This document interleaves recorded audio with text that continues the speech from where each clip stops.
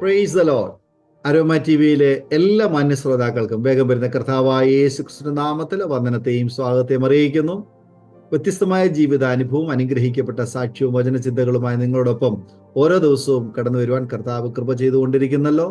ഇന്ന് aroma T വിയിലെ പ്രേക്ഷകരോടൊപ്പം അനുഗ്രഹിക്കപ്പെട്ട ജീവിതാനുഭവം പങ്കുവയ്ക്കുന്നതിന് നമ്മുടെ ക്ഷണം സ്വീകരിച്ച് നമ്മോടൊപ്പം കർത്താവിന്റെ ദാസൻ പാസ്റ്റർ ടോമിച്ചൻ അവറുകൾ ജോയിൻ ചെയ്തിട്ടുണ്ട്. കർത്താവിന്റെ ദാസിനെ നിങ്ങളുടെ മുൻപായി പരിചയപ്പെടുത്തുന്നത് വളരെ സന്തോഷമുണ്ട്. കർത്താവിന്റെ ദാസൻ പാസ്റ്റർ ടോമിച്ചൻ അവറുകളെ തികഞ്ഞ സ്നേഹത്തോടും ആദരവോടും കൂടി ഞങ്ങൾ അരോമ ടി വിയിലെ പ്രേക്ഷകരോടൊപ്പം സ്വാഗതം ചെയ്തുകൊള്ളുന്നു. പ്രൈസ് ലോർഡ് പാസ്റ്ററെ. Praise lord. എന്തൊക്കെയുണ്ട് വിശേഷങ്ങൾ? ദൈവകൃപയാൽ സന്തോഷമായിരിക്കുന്നു പാസ്റ്ററെ. ഓക്കെ, പാസ്റ്ററെ, അരോമ ടി വിയിലെ പ്രേക്ഷകരോടൊപ്പം പരിചയപ്പെടുത്തുന്നത് ഞങ്ങൾക്ക് വളരെ സന്തോഷമുണ്ട്. കർത്താവിന്റെ ദാസൻ എവിടെ നിന്നാണ് ജോയിൻ ചെയ്തിരിക്കുന്നത്? വീട്ടിൽ ആരൊക്കെ ഉണ്ടെന്നൊന്ന് പറയാമോ? ഞാൻ ചങ്ങനാശ്ശേരി അങ്ങാടി എന്ന് പറയുന്ന സ്ഥലത്ത് നിന്നാണ് ജോയിൻ ചെയ്തിരിക്കുന്നത്. എനിക്ക് ഇപ്പൊ വൈഫ്, 2 മക്കള്, മോളും മോനും. മക്കളൊക്കെ എന്ത് ചെയ്യുന്നു? മക്കളൊക്കെ എന്ത് ചെയ്യുന്നു? മോളാണ് മൂത്തത്. മോള് MBBS കഴിഞ്ഞു, തിരുവല്ല TMM ഹോസ്പിറ്റലിൽ ജോലി ചെയ്യുന്നു. മോന് MBBS 4ാം വർഷം ഇപ്പൊ റഷ്യയിൽ പഠിക്കും. ഓക്കെ, ദേവദാസിനെയും കുടുംബത്തെ പരിചയപ്പെടുത്തിയാൽ ഞങ്ങൾക്ക് വളരെ സന്തോഷമുണ്ട്. കർത്താവ് അനുഗ്രഹിക്കട്ടെ.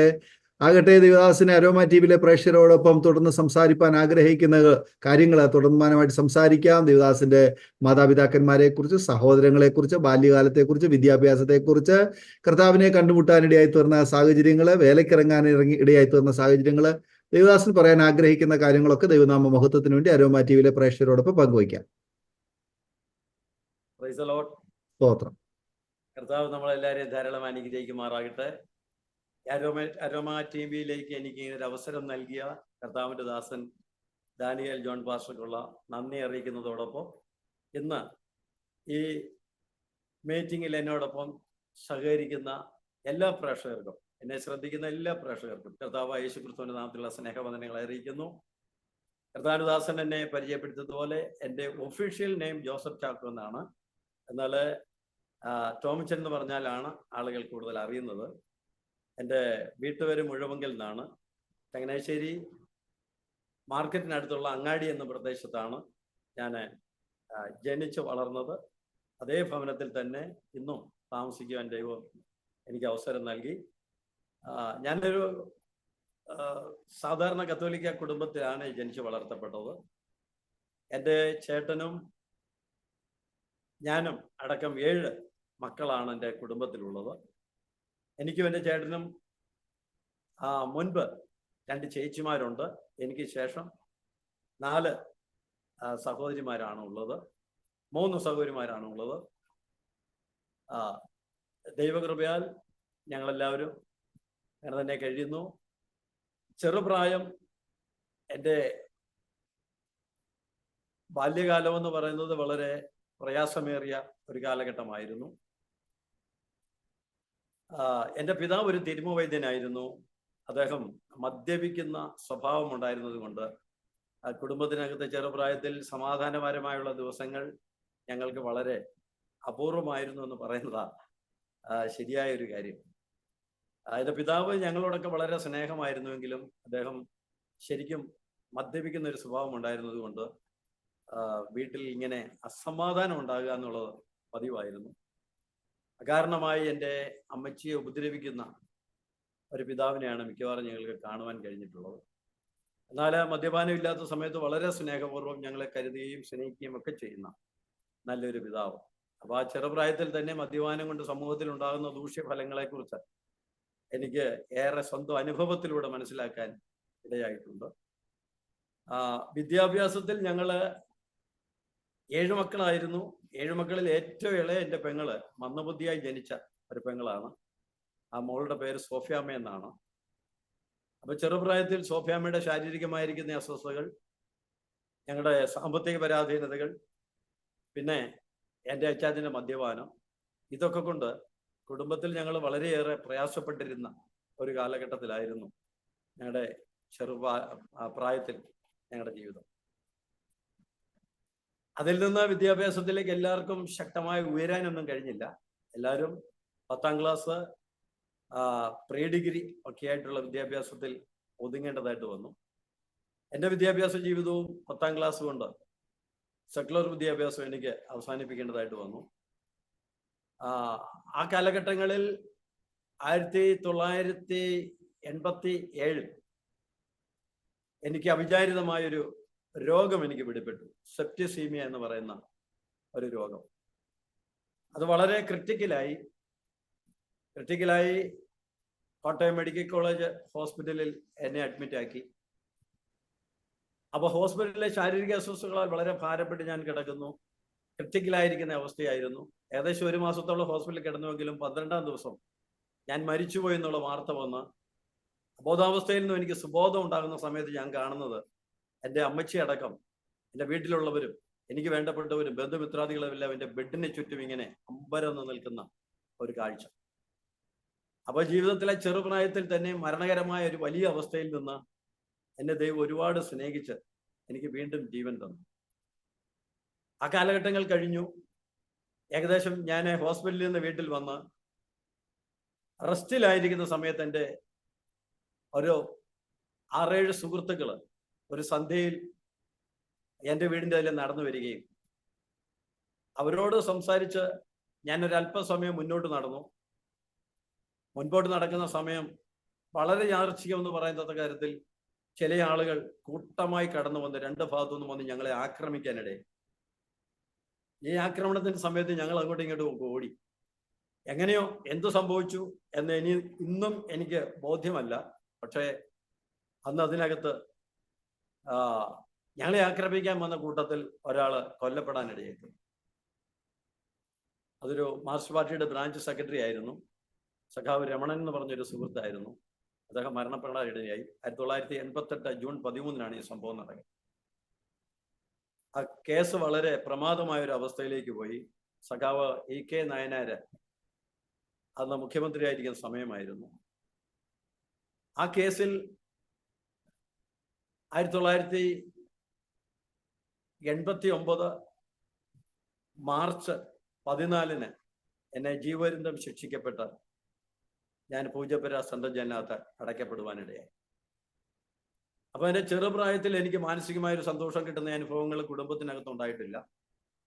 അതിനിടയ്ക്ക് തന്നെ ഞാൻ മരണത്തിന്റെ അവസ്ഥയിലേക്ക് കടന്നുപോയി. അവിടുന്ന് ദൈവം എന്നെ വിടുവിച്ചു. ശേഷം എൻ്റെ ജീവിതത്തിൽ ഞാൻ പോലും അറിയാതെ ഒരു കൊലപാതക കേസിൽ അകപ്പെടുകയും ജീവപര്യന്തം ശിക്ഷിക്കപ്പെടുകയും ചെയ്ത് പൂജപ്പുര സെൻട്രൽ ജയിലിനകത്ത് ഞാൻ അടയ്ക്കപ്പെടുന്ന ഒരനുഭവം ഉണ്ടായി. ജീവപര്യന്തം ശിക്ഷിക്കപ്പെട്ട് പൂജപ്പുര സെൻട്രൽ ജയിലിനകത്ത് കിടക്കുന്ന സമയത്താണ് യഥാർത്ഥമായി എനിക്ക് സുവിശേഷം കേൾക്കാൻ ഇടയാകുന്നത്. ഞാൻ അതുവരെ ഒരു കത്തോലിക്ക കുടുംബത്തിൽ ജനിച്ചു വളർന്നതാണ്. കത്തോലിക്ക പാരമ്പര്യത്തിന്റെ പ്രാർത്ഥനകളും കാര്യങ്ങളും എല്ലാം ഉണ്ട്. എൻ്റെ അച്ചാച്ചൻ്റെ മൂത്ത ചേട്ടൻ്റെ, അതായത് എൻ്റെ പേരപ്പൻ്റെ ഒരു മകള് കന്യാസ്ത്രീയാണ്. എൻ്റെ അമ്മച്ചിയുടെ മൂത്ത ആങ്ങളുടെ മകൻ അച്ഛനാണ്. ഒരു മകള് കന്യാസ്ത്രീയാണ്. അമ്മച്ചിയുടെ മൂത്ത ചേച്ചിയുടെ മകള് കന്യാസ്ത്രീയാണ്. അമ്മച്ചിയുടെ അനിയത്തിയുടെ മകള് കന്യാസ്ത്രീയാണ്. അങ്ങനെ ആ ഒരു പാരമ്പര്യമൊക്കെ ആ കാലത്തുണ്ടായിരുന്നെങ്കിലും എനിക്ക് വേണ്ടവണ്ണം ദൈവവചനം അറിയാനോ ദൈവത്തെ ആശ്രയിക്കാനോ കഴിയാതെ വണ്ണമുള്ളൊരു ജീവിതത്തിന്റെ അവസ്ഥയായിരുന്നു. പൂജപ്പുര സെൻട്രൽ ജയിലിനകത്ത് കിടക്കുന്ന സമയം ചില ദൈവദാസന്മാർ സെക്കൻഡ് സാറ്റർഡേയിലും സൺഡേയിലും അവിടെ കടന്നു വന്ന് മീറ്റിംഗ് നടത്തുന്ന ഒരു അവസ്ഥയുണ്ട്. ആ കാലഘട്ടങ്ങളിൽ എനിക്ക് പെന്തക്കോസ്തുകാരുടെ പ്രാർത്ഥന എന്ന് പറയുന്നത് ഒട്ടും ഇഷ്ടമില്ലാഞ്ഞ ഒരു കാലഘട്ടമാണ്. അതിന് കാരണം ആ കാലഘട്ടങ്ങളിൽ ഞാൻ കേട്ടിട്ടുള്ളതും ഞാൻ മനസ്സിലാക്കിയിട്ടുള്ളതും പെന്തക്കോസ്തുകാർ ഒരു കൾട്ട് ഉപദേശമാണെന്നും അവർ അനേകരെ ഇങ്ങനെ മതങ്ങളിൽ നിന്നൊക്കെ പിടിച്ചുകൊണ്ട് പോകുന്നുണ്ട് എന്നൊക്കെയുള്ളൊരു കേൾവി ഉണ്ടായിരുന്നത് കൊണ്ട് എനിക്ക് ഇതിനോട് ഒട്ടും താല്പര്യമില്ലാത്തൊരു കാലഘട്ടം. അപ്പോൾ പൂജപ്പുര സെൻട്രൽ ജയിലിനകത്തുള്ള അവസ്ഥ എന്ന് പറഞ്ഞാൽ 9 മണിയാകുമ്പോൾ പുറത്തുനിന്ന് ഒരു അച്ഛൻ വരും. അതിനകത്തൊരു ചാപ്പലുണ്ട്. ആ ചാപ്പലിൽ ഞങ്ങൾ കുർബാന ആ സമയത്തുണ്ട്. ആ കുർബാനയ്ക്ക് പാട്ട് പാടും. ഞാൻ കുർബാന സ്വീകരിക്കും. ഇത് കഴിഞ്ഞാൽ എൻ്റെ ഒരു സുഹൃത്തുണ്ട്, അനിൽ എന്ന് പറഞ്ഞൊരു സുഹൃത്ത്. അദ്ദേഹം മാർക്സിസ്റ്റ് പാർട്ടിക്കാരുമായിട്ടുള്ള ഒരു ആക്രമണത്തിൽ 2 മാർക്സിസ്റ്റ് പാർട്ടിക്കാരെ വധിച്ചതിന് ശേഷം ശിക്ഷിക്കപ്പെട്ടിരിക്കുന്ന ഒരു RSSകാരൻ. അപ്പോൾ ഇദ്ദേഹം ഞാനും കൂടെ അമ്പലത്തിൽ 10 മണിയാകുമ്പോഴത്തേക്ക് പൂജാരി വരും. ഈ സമയത്ത് ഞാനും അദ്ദേഹം കൂടെ പോയാണ് ഭജനപ്പാട്ട് പാടുന്നത്. അങ്ങനെ പള്ളിയിൽ കുർബാന കാണുക, കുർബാന കൈക്കൊള്ളുക, പള്ളിയിലെ പാട്ട് പാടുക, അതിനുശേഷം വന്ന് അമ്പലത്തിലെ ആ പൂജകളിൽ പങ്കെടുക്കുക, പാട്ട് പാടുക. അതിനുശേഷമാണ് പോയി ഞാൻ ചപ്പാത്തി കഴിക്കാറുള്ളത്. അങ്ങനെ തുടർമാനം പൂജപ്പുര സെൻട്രൽ ജയിലിലായിരിക്കുന്ന സമയം ഒരു സെക്കൻഡ് സാറ്റർഡേയിൽ ഞാനും എൻ്റെ പ്രിയ സുഹൃത്ത് അനിലും കൂടെ ഏലിനകത്തെ കാന്റീനിൽ ചായ കുടിക്കാൻ വേണ്ടി കടന്നു വരികയാണ്. വരുന്ന സമയം ചാപ്പലിന്റെ പരിസരത്തൂടെ ഞങ്ങൾ കടന്നു വരുമ്പോൾ ചാപ്പലിനകത്ത് ഒരു പ്രസംഗം കേൾക്കുന്നു. ഒരു പെന്തക്കോസ് പാസ്റ്ററകത്ത് പ്രസംഗിക്കുകയാണ്. ഏഷ്യാപ്രവചനത്തിൽ നിന്നാണ് പ്രസംഗം. അന്ന് എനിക്ക് ഏഷ്യാപ്രവചനത്തിൽ നിന്ന് ഇന്ന വിഷയമാണെന്നൊന്നും അറിയത്തില്ല. പക്ഷേ വിഷയം എന്തൊക്കെയാണെന്ന് അറിയത്തില്ലെന്ന് പറഞ്ഞാലും ഞാൻ അന്ന് അനുഭവിക്കുന്ന മാനസിക പ്രയാസത്തിൽ എന്നെ ആശ്വസിപ്പിച്ച് എൻ്റെ പേര് വിളിച്ചു പറയുന്നത് പോലെ, എൻ്റെ ഹൃദയത്തിന്റെ ഭാരവും വേദനയും അറിഞ്ഞ് എന്നെ ആശ്വസിപ്പിക്കുന്നത് പോലെ ഒരു പ്രസംഗമാണ് എനിക്ക് കേൾക്കാൻ കഴിഞ്ഞു. ആ സമയത്തുള്ള അതുവരെയുള്ള എൻ്റെ മാനസിക അവസ്ഥ എന്ന് പറഞ്ഞാൽ, എൻ്റെ കേസിൽ ഞാൻ അറിഞ്ഞതല്ല, ഞാൻ കൊലപാതകം ചെയ്തിട്ടില്ല, കൊലപാതകം ആരെങ്കിലും ചെയ്യുന്നത് ഞാൻ കണ്ടിട്ടില്ല. ഓടി വന്ന ഇടത്ത് രണ്ട് ഭാഗത്തു നിന്നും കരിങ്കല്ലും കമ്പിവടിയും വടിവാളും കട്ടയും ഒക്കെ കൊണ്ട് വലിച്ചെറിയുകയും അടിക്കുകയും ചെയ്ത് ആക്രമിക്കുമ്പോൾ ഓടി രക്ഷപ്പെടുന്നതിനിടയ്ക്ക് എവിടെയോ സംഭവിച്ച ഒരു കൈപ്പിഴയിലാണ് ഒരാൾ മരിച്ചുപോയത്. അപ്പോൾ ഏകദേശം 10-12 പേർക്ക് 12 പേർക്ക് അധികമായുള്ള ആളുകൾ കള്ളസാക്ഷ്യമൊക്കെ പറഞ്ഞ് ജീവരുന്ന് ശിക്ഷിക്കപ്പെട്ട ഒരു അവസ്ഥയിൽ ജയിലിൽ കിടക്കുമ്പോൾ എൻ്റെ ഹൃദയത്തിനകത്ത് നിരാശയുണ്ട്, വേദനയുണ്ട്, ദുഃഖമുണ്ട്, എനിക്ക് പ്രതികാര മനോഭാവമുണ്ട്. ആ സമയത്ത് മനസ്സിൽ ഇതെല്ലാം കൂടെ തിങ്ങി നിറഞ്ഞിട്ട് സമാധാനവുമില്ല, സന്തോഷമില്ലാതെ കിടക്കുന്ന സമയത്താണ് ദൈവകൃപയാൽ ഞാൻ കടന്നു പോകുന്ന വഴി ഈ പ്രസംഗം കേൾക്കുന്നത്. അനിലിനോട് ഞാൻ പറഞ്ഞു, നീ പോയി ചായക്ക് ഓർഡർ ചെയ്തോ, ഞാൻ ഇപ്പൊ വരാമെന്ന് പറഞ്ഞ് ഞാൻ അവിടെ ആ മതിലിൽ കാല് വെച്ച് ചാരി പുറകോട്ട് നിന്ന് ഒരു ആര്യപ്പ് ഇങ്ങനെ ചെരിഞ്ഞു നിൽപ്പുണ്ട്. അതിന്റെ തണലിൽ കേട്ടുകൊണ്ട് ഞാൻ ഇങ്ങനെ പ്രസംഗം കേട്ടിങ്ങനെ ആശ്വാസത്തോടെ നിൽക്കുമ്പോൾ, അതുവരെ പലതവണ എൻ്റെ അടുത്ത് വന്ന് സുവിശേഷം പറഞ്ഞിട്ടുള്ള ഒരാളാണ് മദ്രാസിലെ മോൻ എന്നറിയപ്പെടുന്ന റെനി ജോർജ്. അദ്ദേഹം പുറത്തേക്ക് ചർച്ചയിൽ നിന്ന് ഇറങ്ങി വരുമ്പം ഞാൻ വളരെ ശ്രദ്ധയോടെ പ്രസംഗം കേട്ട് വെളിയിൽ നിൽക്കുന്നത് കാണുന്നത്. അദ്ദേഹം ഓടി വന്ന് എന്നെ നിർബന്ധിച്ചു, തോമിച്ചാ ഇവിടെ നിൽക്കണ്ട, അകത്ത് വാ.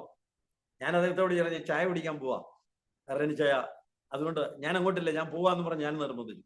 അദ്ദേഹം ഒരുപാട് എന്നെ നിർബന്ധിച്ചിട്ട് ഒരൊറ്റ കാര്യം പറഞ്ഞു, എന്നെ ഒരു ജ്യേഷ്ഠ സഹോദരനായി ആഗ്രഹിക്കുന്നെങ്കിൽ, ജ്യേഷ്ഠ സഹോദരനായിട്ട് അംഗീകരിക്കുന്നെങ്കിൽ 1 മിനിറ്റ് ഞാൻ പറയുന്നതൊക്കെ ഒന്നകത്ത് വന്നിരിക്കുന്നു. ഞാൻ അദ്ദേഹത്തോട് 2 ഡിമാൻഡുകൾ പറഞ്ഞു. ഒന്ന്, നിങ്ങളുടെ പാസ്റ്റർമാരെ കൊണ്ട് എൻ്റെ ദേഹത്ത് കൈവച്ച് പ്രാർത്ഥിപ്പിക്കരുത്. 2, എന്നെ ആ ജനത്തിന്റെ മുൻപിലൊന്നും പരിചയപ്പെടുത്തരുത്.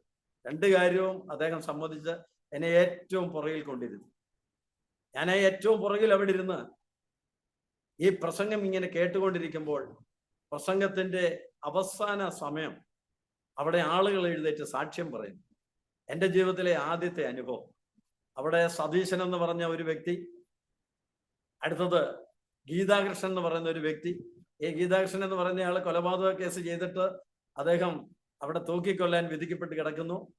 അദ്ദേഹം തൂക്കിക്കൊല്ലാൻ വിധിക്കപ്പെട്ട് കിടക്കുമ്പോഴത്തേക്ക് തന്നെ ഹൈക്കോടതിയിൽ അദ്ദേഹത്തിന് അപ്പീൽ പോയി, സുപ്രീം കോടതിയിൽ അപ്പീൽ പോയിട്ട് അദ്ദേഹം ജീവപര്യന്തം ശിക്ഷിക്കപ്പെട്ട് അദ്ദേഹം ജീവപര്യന്തം ശിക്ഷിക്കപ്പെട്ടത് കൊണ്ട് അവിടെ വന്ന് ഈ പ്രാർത്ഥന കൂടുവാൻ വേണ്ടിയുള്ള സാധ്യതയുണ്ട്. അദ്ദേഹം അങ്ങനെ വന്ന് ആ പ്രാർത്ഥന കൂടിക്കൊണ്ടിരിക്കുന്നു. അപ്പോൾ ഇവരൊക്കെ എഴുന്നേറ്റിട്ട് പറയുകയാണ്, ഞങ്ങളുടെ ജീവിതം ചെറുപ്രായം മുതൽ ഇങ്ങനത്തെ അവസ്ഥയായിരുന്നു, ഞങ്ങൾ മോഷ്ടിച്ചിട്ടുണ്ട്, കൊലപാതകം ചെയ്തിട്ടുണ്ട്, ചീത്ത വിളിച്ചിട്ടുണ്ട്, ആക്രമിച്ചിട്ടുണ്ട്, അങ്ങനെയാണ് ഞങ്ങൾ കേസിലകപ്പെട്ട് ഇവിടെ വന്നത്. എന്നാൽ ഇവിടെ വന്ന് ഈ സഹോദരന്മാർ ഞങ്ങളുടെ അടുത്ത് വന്ന് സുവിശേഷം പറയുകയും ദൈവദാസന്മാർ ഞങ്ങൾക്ക് വേണ്ടി പ്രാർത്ഥിക്കുകയും ഈ കൂട്ടായ്മയിൽ ഞങ്ങൾ പങ്കെടുക്കുകയും ചെയ്തപ്പോൾ ഞങ്ങളുടെ ഹൃദയത്തിന്റെ വൈരാഗ്യങ്ങൾ മാറി, ഞങ്ങളുടെ മോശമായിട്ടുള്ള സ്വഭാവങ്ങൾ ഒരുപാട് മാറി, ഞങ്ങൾ മാനസികമായി ഒരുപാട് വ്യത്യാസം വന്നു, സന്തോഷമായി കിടന്നുറങ്ങാൻ കഴിയുന്നു. ഇതൊക്കെ ഇങ്ങനെ കേട്ടപ്പോൾ ഞാനൊരു പ്രത്യേക ലോകത്തിരിക്കുന്നത് പോലെ അന്തം വിട്ട് ഞാൻ ഇരിക്കുക. കാരണം എൻ്റെ അതുവരെയുള്ള ജീവിതത്തിലെ പ്രാർത്ഥന കൊണ്ടോ എൻ്റെ നേർച്ച കാഴ്ചകൾ കൊണ്ടോ എൻ്റെ പദയാത്രകൾ കൊണ്ടോ ഒന്നും ഒരു മനസ്സമാധാനം കിട്ടാതെ എന്ത് ചെയ്യണമെന്ന് അറിയാതെ മാനസികമായി പ്രയാസപ്പെട്ട് കിടക്കുന്ന ഞാനാണ് പ്രസംഗം കേട്ട് വെളിയിൽ അങ്ങനെ ആശ്വാസത്തോടെ നിന്നതും ഈ റെനിച്ചാൻ എന്നെ പിടിച്ച് അകത്ത് കൊണ്ടുവന്നു. എൻ്റെ ജീവിതത്തിന് ഇത് വലിയൊരു ആശ്വാസം തോന്നി. ഞാൻ ചിന്തിച്ചു, ഞാൻ ഇതുവരെ പ്രാർത്ഥിച്ച പ്രാർത്ഥന അല്ലല്ലോ യഥാർത്ഥ പ്രാർത്ഥന, ഇതുവരെ കേട്ടതല്ലല്ലോ യഥാർത്ഥ വചനം, ഇതുവരെ ഞാൻ എത്ര ഇടത്ത് പോയിട്ടും എനിക്ക് കിട്ടാത്ത ആശ്വാസം ഈ ഹൈന്ദവ സഹോദരന്മാർക്ക് കിട്ടിയല്ലോ എന്നൊക്കെ ഞാൻ ഇങ്ങനെ ചിന്തിച്ചുകൊണ്ടിരിക്കുമ്പോൾ മീറ്റിംഗ് തീർന്നു, ആശീർവാദം പറഞ്ഞു. റെനിച്ചാനിന്റെ അടുത്ത് ഒന്ന് ചോദിച്ചു, പോകുന്നോ അതോ പാസ്റ്ററെ പരിചയപ്പെടണോ? അപ്പൊ ഞാൻ റെനിച്ചാനോട്, റെനിച്ചായ എന്നെ പാസ്റ്റർ എന്ന് പരിചയപ്പെടുത്തണമെന്നോ? അപ്പോൾ അദ്ദേഹം എന്നെ പാസ്റ്ററുമായിട്ട് പരിചയപ്പെടുത്തി. പാസ്റ്റർ എൻ്റെ കാര്യങ്ങളൊക്കെ ചോദിച്ചു, എനിക്ക് വേണ്ടി പ്രാർത്ഥിച്ചു. അങ്ങനെ ഇരിക്കെ ഞാൻ ആദ്യത്തെ പരോളിൽ ഇറങ്ങി. പരോളിൽ ഇറങ്ങിയപ്പോൾ എനിക്ക് പ്രാർത്ഥന കൂടണമെന്നും ധ്യാനം കൂടണമെന്നുള്ള ആഗ്രഹം വന്നു. അങ്ങനെ ആദ്യമായിട്ട് ഞാൻ കോട്ടയ ആശ്രമത്തിൽ 1990 ധ്യാനത്തിന് പോകാൻ കർത്താവിനെ സഹായിച്ചു. അവിടെ ചെന്ന ഒരാഴ്ചത്തെ ധ്യാനം കൂടിയപ്പോൾ തിരുവചനങ്ങളിൽ നിന്ന് ഒരുപാട് കാര്യങ്ങൾ കേൾക്കുവാനും പ്രാർത്ഥനയിൽ വന്ന ഈ വ്യത്യാസം എൻ്റെ മനസ്സിൽ ഒരുപാട് സമാധാനം തന്നു എന്ന് മാത്രമല്ല, എല്ലാ ദിവസവും തിരുവചനങ്ങളെ വായിക്കുകയും ഉറങ്ങുന്നതിന് മുമ്പേ വായിച്ച് ധ്യാനിക്കുകയും ചെയ്യുന്ന ഒരു അനുഭവമാണ്. ഈ എൻ്റെ പുത്തൻ അറിവുകൾ എൻ്റെ ജീവിതത്തിലെ കഴിഞ്ഞകാല വിശ്വാസവും കഴിഞ്ഞകാല ദൈവവചനം എന്ന് ചിന്തിച്ചിരുന്ന പല ഉപദേശങ്ങളും തെറ്റാണല്ലോ എന്ന് ചിന്തിക്കാനായിട്ടുള്ള ആ സാധ്യതകൾ എൻ്റെ മനസ്സിലുണ്ടായി. ഞാൻ ആ പരോള് കഴിഞ്ഞു, വീണ്ടും പൂജപ്പുര സെൻട്രൽ കയറി. അടുത്ത പരോളിൽ ഇറങ്ങിയപ്പോൾ വീണ്ടും ഞാൻ കോട്ടയ ആശ്രമത്തിൽ ധ്യാനത്തിന് പോകുവാൻ ദൈവം എനിക്ക് അവസരം തന്നു. ഓരോ പ്രാവശ്യവും ധ്യാനത്തിന് പോയിട്ട് ഞാൻ മടങ്ങി വരുമ്പോൾ എൻ്റെ അതിരൂപത പള്ളിയായിരിക്കുന്ന ചങ്ങനാശ്ശേരി സെന്റ് മേരീസ് അതിരൂപത പള്ളിയിലെ വികാരി അച്ഛനോട് ഞാൻ ചെന്ന് സംസാരിച്ച് അദ്ദേഹത്തോട് ഞാൻ എൻ്റെ കാര്യങ്ങളൊക്കെ പറയും, എൻ്റെ അനുഭവങ്ങളൊക്കെ പറയും. അപ്പോൾ അദ്ദേഹവും ഞാനും കൂടെ ദൈവവചനം ഡിസ്കസ് ചെയ്യാറുണ്ട്. അങ്ങനെയൊക്കെയുള്ള ആ കാലഘട്ടങ്ങൾ കഴിഞ്ഞ് പിന്നെയും ഞാൻ പൂജപ്പുര സെൻട്രലിനകത്ത് കയറുവാനിടയായി. ഏകദേശം 1991 ആയപ്പോൾ ഹൈക്കോടതിയിൽ എൻ്റെ കേസെടുക്കുകയും എന്നെ കോടതി വെറുതെ വിടാനും ദൈവം സഹായിച്ചു. അങ്ങനെ 3 വർഷങ്ങൾ കഴിഞ്ഞപ്പോൾ ജീവപര്യന്തം എന്നുള്ള ശിക്ഷയിൽ നിന്ന് 1991 ഞാൻ കേസിൽ നിന്ന് വിമുക്തി പ്രാപിക്കുകയും സ്വതന്ത്രനായി പുറത്തു വരികയും ചെയ്യുവാനിടയായി. എന്നാൽ എൻ്റെ വിശ്വാസ ജീവിതത്തിനകത്ത് കൂടുതൽ ദൈവവചനം പഠിക്കാനോ ഒന്നുമുള്ള സാഹചര്യം എനിക്കില്ലായിരുന്നു. അന്നത്തെ സാഹചര്യം എന്ന് പറഞ്ഞു കഴിഞ്ഞാൽ എൻ്റെ പിതാവ് ഒരു തിരുമുവൈദ്യനാന്ന് ഞാൻ പറഞ്ഞിരുന്നല്ലോ. ശേഷം കൂടാതെ തന്നെ കാറ്ററിംഗുകാർക്കും ഹോട്ടലിനുമൊക്കെ ഈ താറാവിറച്ചി കൊടുക്കുന്ന ഒരു ബിസിനസ് ഞങ്ങളുടെ കുടുംബത്തിനുണ്ടായിരുന്നു. അപ്പോൾ ഞാൻ എൻ്റെ പിതാവിനോടും ചേട്ടനോടും ചേർന്ന് ആ ബിസിനസ്സിലൊക്കെ പങ്കെടുത്ത് ഞങ്ങളങ്ങനെ പോകുന്ന സമയത്ത് 1997 ഓഗസ്റ്റ് 20 എൻ്റെ വിവാഹം നടക്കി. എൻ്റെ വൈഫിൻ്റെ പേര് സുനി എന്നാണ്. കൂത്രപ്പള്ളി കാര്യമുട്ടം എന്ന് പറയുന്ന കുടുംബത്തിൽ നിന്നാണ് ഞാൻ വിവാഹം ചെയ്തത്. ഞങ്ങളുടെ വിവാഹം കഴിഞ്ഞു. ഏകദേശം 2-3 മാസം കഴിഞ്ഞ സമയത്ത് എൻ്റെ ഇളയ സഹോദരി, ഞാൻ പറഞ്ഞല്ലോ മന്ദബുദ്ധിയായിട്ട് ജനിച്ച സോഫിയാമ്മ, ഇളയ സഹോദരിക്ക് എന്തോ ശാരീരിക അസ്വസ്ഥതകൾ ഉണ്ടാകുന്നു. ഞങ്ങളുടൻ തന്നെ ചെത്തപ്പുഴ സെന്റ് തോമസ് ഹോസ്പിറ്റലിൽ അഡ്മിറ്റ് ആക്കി. ഡോക്ടർ ആന്റണി ജോസഫിനെയാണ്, ഫിസിഷ്യനാണ് അദ്ദേഹം, കണ്ടുകൊണ്ടിരിക്കുന്നത്.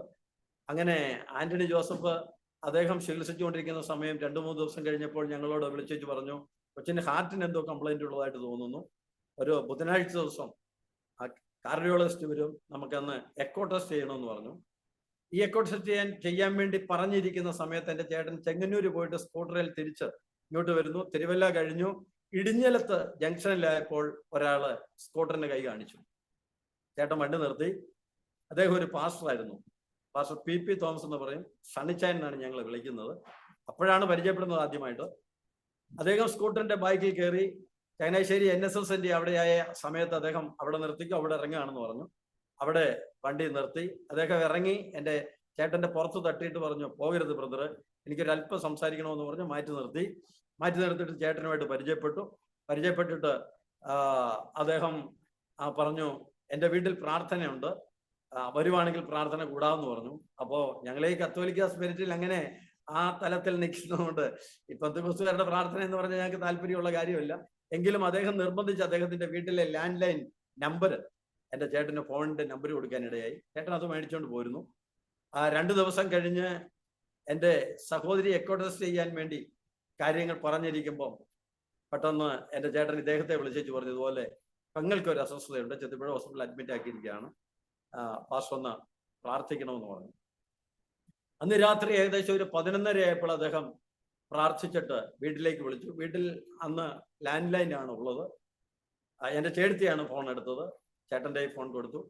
ചേട്ടനുമായിട്ട് സംസാരിച്ചു. അദ്ദേഹം പറഞ്ഞു, ഞാൻ സഹോദരിക്ക് വേണ്ടി പ്രാർത്ഥിച്ചു. എനിക്ക് 4 പ്രാവശ്യം ദൈവത്തിന്റെ ആത്മാവ് എന്നെ ദർശനത്തിൽ ശവപ്പെട്ടി കാണിച്ചു, സഹോദരി മരിച്ചു പോകുന്നു. അപ്പൊ എൻ്റെ ചേട്ടൻ കരഞ്ഞപ്പോൾ അദ്ദേഹം എൻ്റെ ചേട്ടനോട് പറഞ്ഞു, ബ്രദറെ വിഷമിക്കണ്ട, ഞാൻ പ്രാർത്ഥിക്കുമ്പം ദൈവം എന്നോട് ഒരു ആലോചന തന്നിട്ടുണ്ട്. നിങ്ങൾ ബൈബിൾ വായിക്കാറുണ്ടോ എന്ന് ചോദിച്ചു. ചേട്ടൻ പറഞ്ഞു, ബൈബിൾ വായിക്കാറുണ്ട്. യേശയ്യാപ്രവചനം വായിച്ചിട്ടുണ്ടോ? ചേട്ടൻ പറഞ്ഞു, വായിച്ചിട്ടുണ്ട്. അതിനകത്ത് 38-ാം അധ്യായത്തിൽ ഹിസ്കിയാവ് എന്ന് പറഞ്ഞൊരു രാജാവിന് മരിക്കത്തക്ക രോഗം പിടിപെടുകയും യേശയ്യാ പ്രവാചകൻ വന്ന് അദ്ദേഹത്തോട് മരിച്ചു പോകും നിശ്ചയം, സൗഖ്യം പ്രാപിക്കുകയില്ല എന്ന് യഹോവയായ ദൈവം അരുളി ചെയ്യുന്നു എന്നാൽ അദ്ദേഹം ഭിത്തിയോട് ചേർന്ന് നിലവിളിച്ച് കരഞ്ഞു. 15 വർഷത്തേക്ക് ദൈവം അദ്ദേഹത്തിന്റെ ആയുസ്സിനെ നീട്ടിക്കൊടുത്തു. അങ്ങനെ ഒരു സംഭവമുണ്ട്. ദൈവത്തിന്റെ ആത്മാവ് എന്നോട് പറയുന്നു, നിങ്ങൾ ദൈവവചന പ്രകാരം ദൈവസന്നിധിയിലേക്ക് മടങ്ങി വന്നാൽ നിങ്ങളുടെ കുഞ്ഞിനെ ദൈവം സൗഖ്യമാക്കുമെന്ന് ദൈവത്തിന്റെ ആത്മാവിനോട് പറയുന്നു എന്ന് പറഞ്ഞു. ആ സമയം എൻ്റെ ചേട്ടന് ഞങ്ങളായിരിക്കുന്ന കത്തോലിക്ക സഭയുടെ ഞങ്ങളുടെ വിശ്വാസം അനുസരിച്ച് ഉള്ള ഞങ്ങൾ ചെയ്യുന്ന പ്രാർത്ഥനകള്, ആചാരങ്ങള്, നോയമ്പുകള്, ഇതിനെക്കുറിച്ചൊക്കെ പറയാൻ തുടങ്ങി. അപ്പോൾ അദ്ദേഹം പറഞ്ഞു, അതൊക്കെ ചെയ്യുന്നുണ്ടായിരിക്കും, അതൊന്നും എനിക്കറിയത്തില്ല. ദൈവാത്മാവ് എന്നോട് പറഞ്ഞത് ഞാൻ ബ്രദറിനോട് പറഞ്ഞു, നിങ്ങൾ അപ്രകാരം മടങ്ങി വന്നാൽ ദൈവം നിങ്ങളുടെ കുഞ്ഞിനെ സൗഖ്യമാക്കും. എന്തായാലും അത് പറഞ്ഞു. ഫോൺ കട്ടായി. പിറ്റേ ദിവസം എക്കോ ടെസ്റ്റ് ചെയ്യുന്നു. എക്കോ ടെസ്റ്റ് ചെയ്തപ്പോൾ ഹൃദയത്തിന്റെ വാൽവ് ചുരുങ്ങിയിരിക്കുന്നു, 2 ഹോളും ഉണ്ട്. അപ്പൊ ഡോക്ടറെ ഞങ്ങൾ എടുത്ത് പറഞ്ഞപ്പോൾ ഞങ്ങളെ ഡോക്ടറോട് പറഞ്ഞു, ഡോക്ടറെ ഞങ്ങൾ എവിടെ കൊണ്ടുപോകണം? തിരുവനന്തപുരത്ത് കൊണ്ടുപോകണം, എവിടെ വേണമെങ്കിലും കൊണ്ടുപോകാം, ഓപ്പറേഷൻ ചെയ്യാം എന്ന് പറഞ്ഞ് ഞങ്ങൾ അതിനകത്ത് വലിയ താല്പര്യത്തോടെ ദുഃഖത്തോടെ ഡോക്ടറോട് പറഞ്ഞുകൊണ്ടിരിക്കുമ്പോൾ ഡോക്ടർ എൻ്റെ ചേട്ടന്റെ തോളത്ത് തട്ടിയിട്ട് പറഞ്ഞു, നിങ്ങളുടെ വിഷമം എനിക്ക് മനസ്സിലാകുന്നുണ്ട്, പക്ഷേ മന്ദബുദ്ധിയായിട്ട് ജനിച്ച കുഞ്ഞാണ്, അനസ്തീഷ്യ കൊടുത്ത് ഒരു ഓപ്പറേഷൻ അത് നടക്കുന്ന കാര്യമല്ല, ഇപ്പോഴത്തെ കണ്ടീഷനിൽ ഒട്ടും പറ്റത്തില്ല, മടങ്ങി വരത്തില്ല ജീവിതത്തിലേക്ക്, അല്പ ദിവസങ്ങളുള്ളത്, കുഞ്ഞ് ഹോസ്പിറ്റലിൽ സന്തോഷത്തോടെ ആയിരിക്കട്ടെ എന്ന് പറഞ്ഞപ്പോൾ ഞങ്ങൾ പറഞ്ഞു, ഞങ്ങൾ വേറെ എവിടെയെങ്കിലും കൊണ്ടുപോകണോ, എന്നാ ചെയ്യണം? അപ്പോൾ അദ്ദേഹം പറഞ്ഞു, ഇപ്പോഴത്തെ കണ്ടീഷനിൽ കഫക്കെട്ട് കണ്ടമാനമുണ്ട്, സഖ്യ ഇത് ഇവിടെ എടുക്കാൻ പറ്റും, നമ്മൾ എവിടെയെങ്കിലും കൊണ്ടുപോകുന്നെങ്കിൽ അത് റിസ്ക് ആയി തീരുന്നു.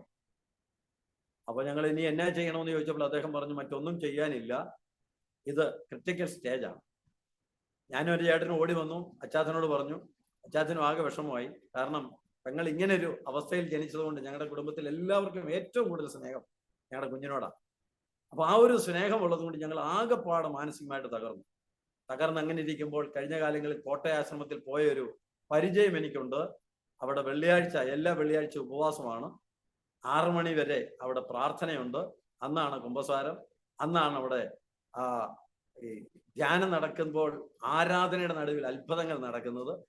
അപ്പോൾ ഇത് ഞാൻ കണ്ടിട്ടുള്ളത് കൊണ്ട് എൻ്റെ അച്ചാച്ചനോട് ഞാൻ പറഞ്ഞു, അച്ചാച്ച നമുക്ക് ഉപവാസ പ്രാർത്ഥന നടത്തിയാലോ? അപ്പൊ അച്ചാച്ചൻ പറഞ്ഞു, നമുക്ക് നടത്താം. അപ്പം എൻ്റെ ജീവിതത്തിൽ ആ പ്രായം വരെ എൻ്റെ വീട്ടിൽ കത്തോലിക്കയിലായിരിക്കുന്ന ഞങ്ങളുടെ വാർഡ് കൂട്ടായ്മ പോലും എൻ്റെ വീട്ടിൽ നടത്തിയായിട്ടുള്ള ഓർമ്മയില്ല. കാരണം എൻ്റെ അച്ചാച്ചൻ എല്ലാ ദിവസവും മദ്യപിക്കുകയൊക്കെ ചെയ്യുന്നതുകൊണ്ട് ഞങ്ങളുടെ വീട്ടിൽ ആ ഒരു തരത്തിലുള്ള പ്രാർത്ഥനകൾ വെക്കാൻ ഇടയായിട്ടില്ല. അങ്ങനെ ഇരിക്കെ അച്ചാച്ചനോട് പറഞ്ഞപ്പോൾ അച്ചാച്ചൻ പറഞ്ഞു, നീ പള്ളിയിൽ പോയി അച്ഛനോട് പറയാൻ പറഞ്ഞു.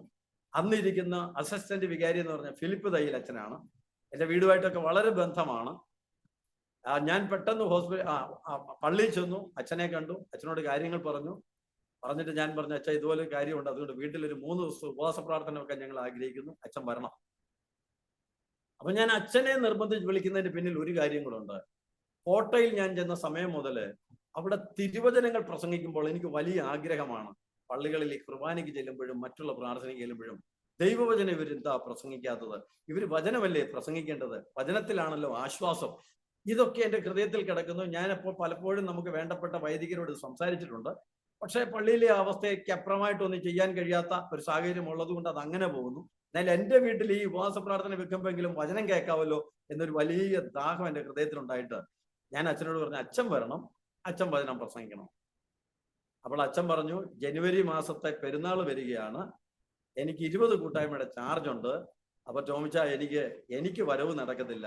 നമ്മുടെ വാർഡിലെ പ്രാർത്ഥനാ ലീഡേഴ്സ് ഉണ്ട്. അന്ന് പ്രാർത്ഥനാ ലീഡേഴ്സ് ഉണ്ട് 2 പേര്, എനിക്കറിയാവുന്ന ആളുകളാണ്. ഒരു സിബിച്ചൻ ബ്രദറും ഒരു ബേച്ചായനും, ഇവർ 2 പേരാണ്. അപ്പൊ എനിക്കറിയാം ഇവര് വന്നു കഴിഞ്ഞാൽ അന്ന് കൊന്തയാണ് ചെല്ലുന്നത് പ്രാർത്ഥനയിൽ.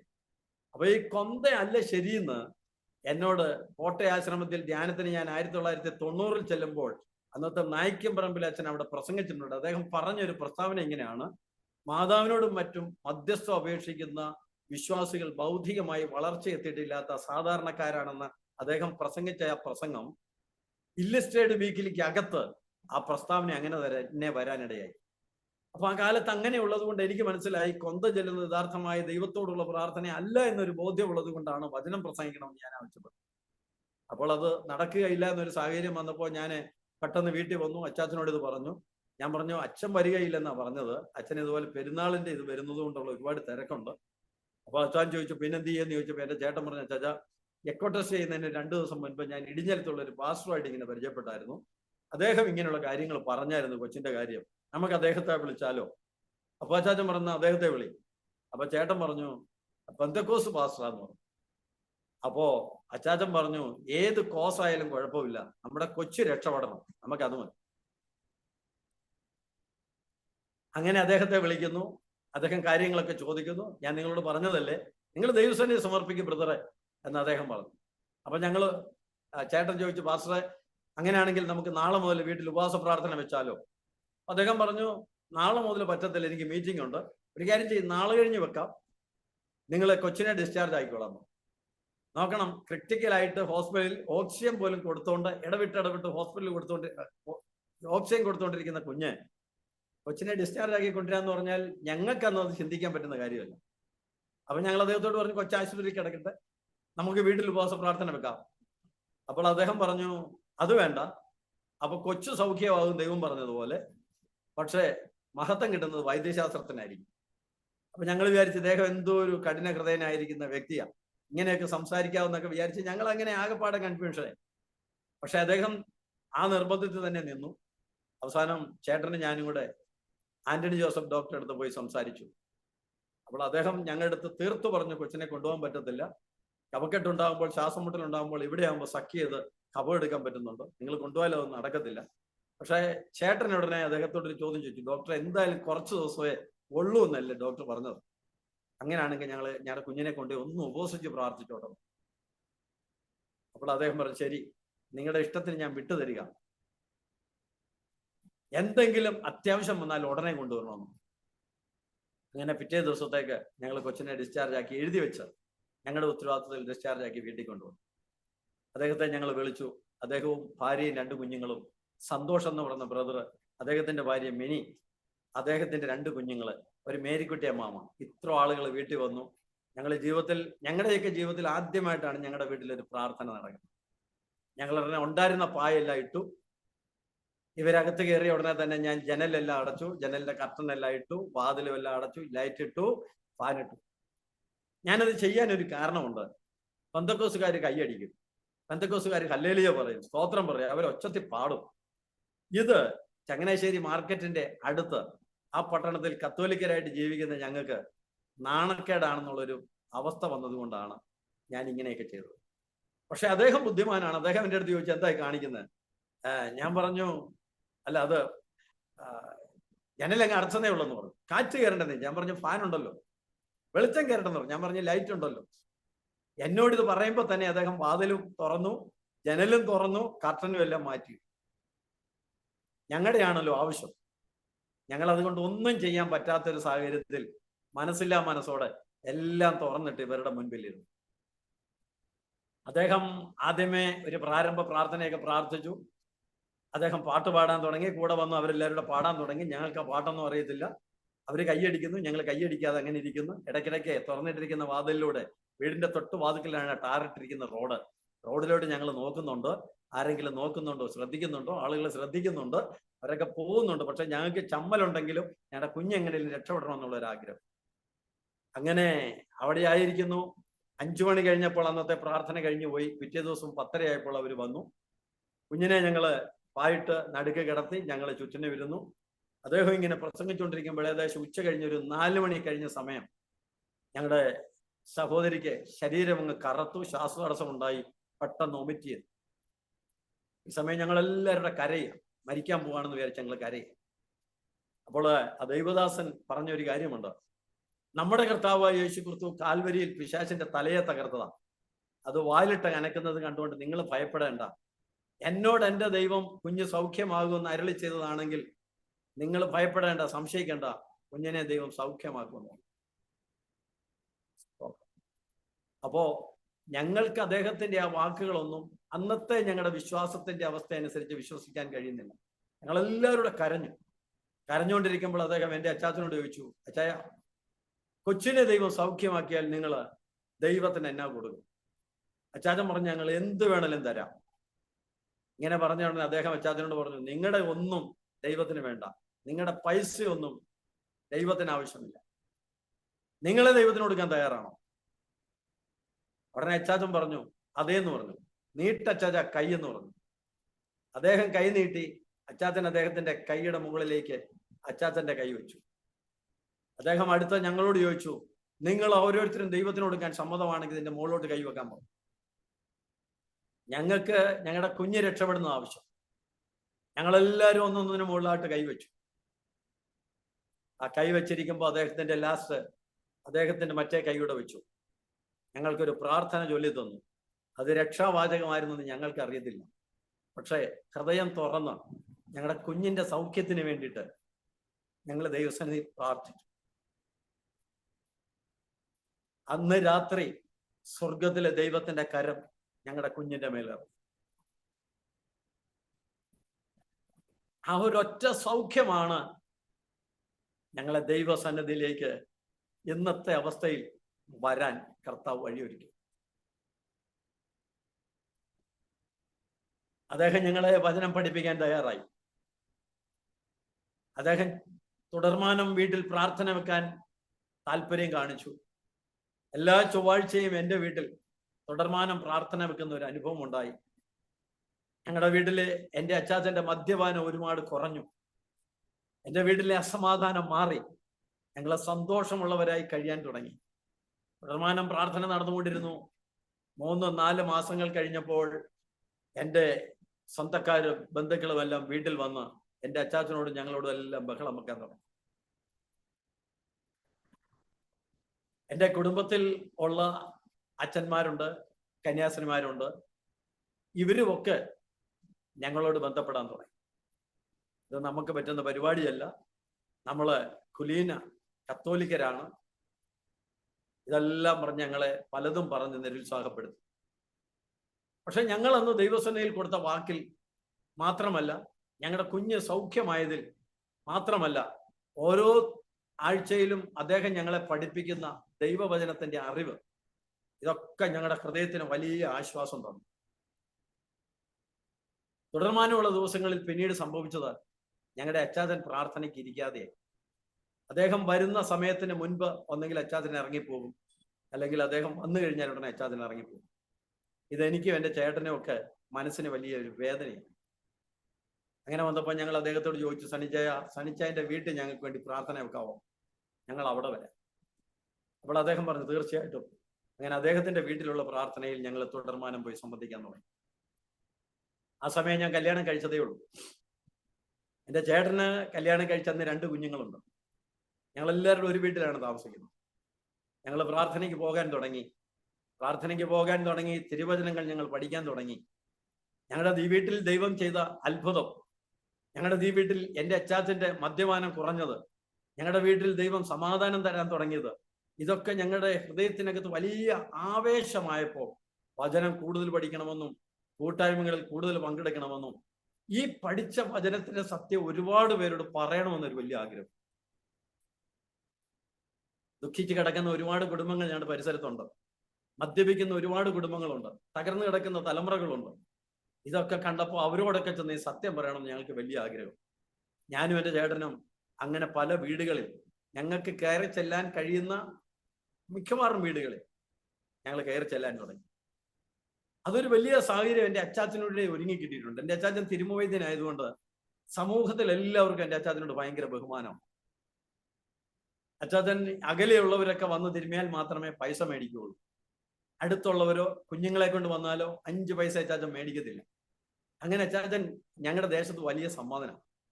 അതുകൊണ്ട് തന്നെ ബഹുമാന്യനായതുകൊണ്ട് ആ കെയർ ഓഫിൽ ഞങ്ങൾക്ക് കുടില് മുതൽ കൊട്ടാരം വരെയുള്ള ആളുകളുമായിട്ട് ഞങ്ങൾക്ക് നല്ല ബന്ധം.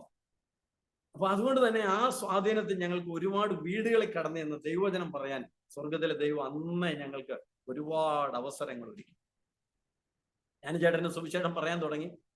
അന്ന് ഞങ്ങൾക്ക് ആരെങ്കിലും തിരിച്ചു ചോദിച്ചു കഴിഞ്ഞാൽ മറുപടി പറയാൻ അറിയത്തില്ല. ഏതെങ്കിലും ഒരു വിഷയത്തോടനുബന്ധിക്കുന്ന വചനം പറഞ്ഞു കഴിഞ്ഞാൽ ആളുകൾ തിരിച്ച് ഞങ്ങളോട് കരിസ്മാറ്റിക്കാരോ ഒക്കെ ചോദിച്ചാൽ അവരോടൊന്നും സംസാരിക്കാനുള്ള ത്രാണി ഞങ്ങൾക്കില്ല. അപ്പൊ ഞങ്ങൾ ഈ പ്രാർത്ഥന കഴിയുന്ന സമയങ്ങളിൽ ദൈവദാസന്റെ അടുത്ത് ഞങ്ങൾ എന്നേച്ച് ഓരോ സംശയങ്ങൾ ചോദിക്കും. അദ്ദേഹം ഞങ്ങൾക്ക് സംശയം ദൈവവചനത്തിലൂടെ ദൂരീകരിച്ചു തരും. ഞങ്ങൾ ഓരോ വിഷയത്തെക്കുറിച്ചുള്ള ദൈവവചനങ്ങൾ എഴുതിയെടുത്ത് പോക്കറ്റിലിടും. എന്നിട്ട് ഈ വിഷയമായിട്ടാണ് ഞങ്ങൾ പല കുടുംബങ്ങളിലും ഞാൻ എൻ്റെ ചേട്ടനും കിടന്നത്. അവർ സംസാരിക്കുമ്പോൾ ഞങ്ങൾ ഈ വചനം എടുത്ത് സംസാരിക്കാൻ തുടങ്ങും. എങ്കിലും അവർ സംസാരിച്ച് ഞങ്ങളെ പൊട്ടിക്കുമ്പോൾ ഞങ്ങൾ അവരോട് പറയും, ഞങ്ങളെ പഠിപ്പിക്കുന്ന ഒരു ദൈവദാസനുണ്ട്, വരട്ടെ എന്ന് ചോദിക്കും. ഞങ്ങളെ പൊട്ടിച്ചതിന്റെ സന്തോഷത്തിൽ അവർ പറയും കൊണ്ടുവരാൻ. ഏതെങ്കിലും ഒരു ദിവസം നിശ്ചയിച്ച് ഞങ്ങൾ ഞങ്ങളുടെ കർത്താവിന്റെ ദാസനുമായിട്ട് പോകും. അവിടെ ചെല്ലും. വിഷയങ്ങൾ പറഞ്ഞ് സംസാരിക്കാൻ തുടങ്ങും. അവരും ആളെ കൂട്ടിയിട്ടുണ്ടായിരിക്കാം. ഞങ്ങൾ 3-4 പേരാ പോകുന്നത്.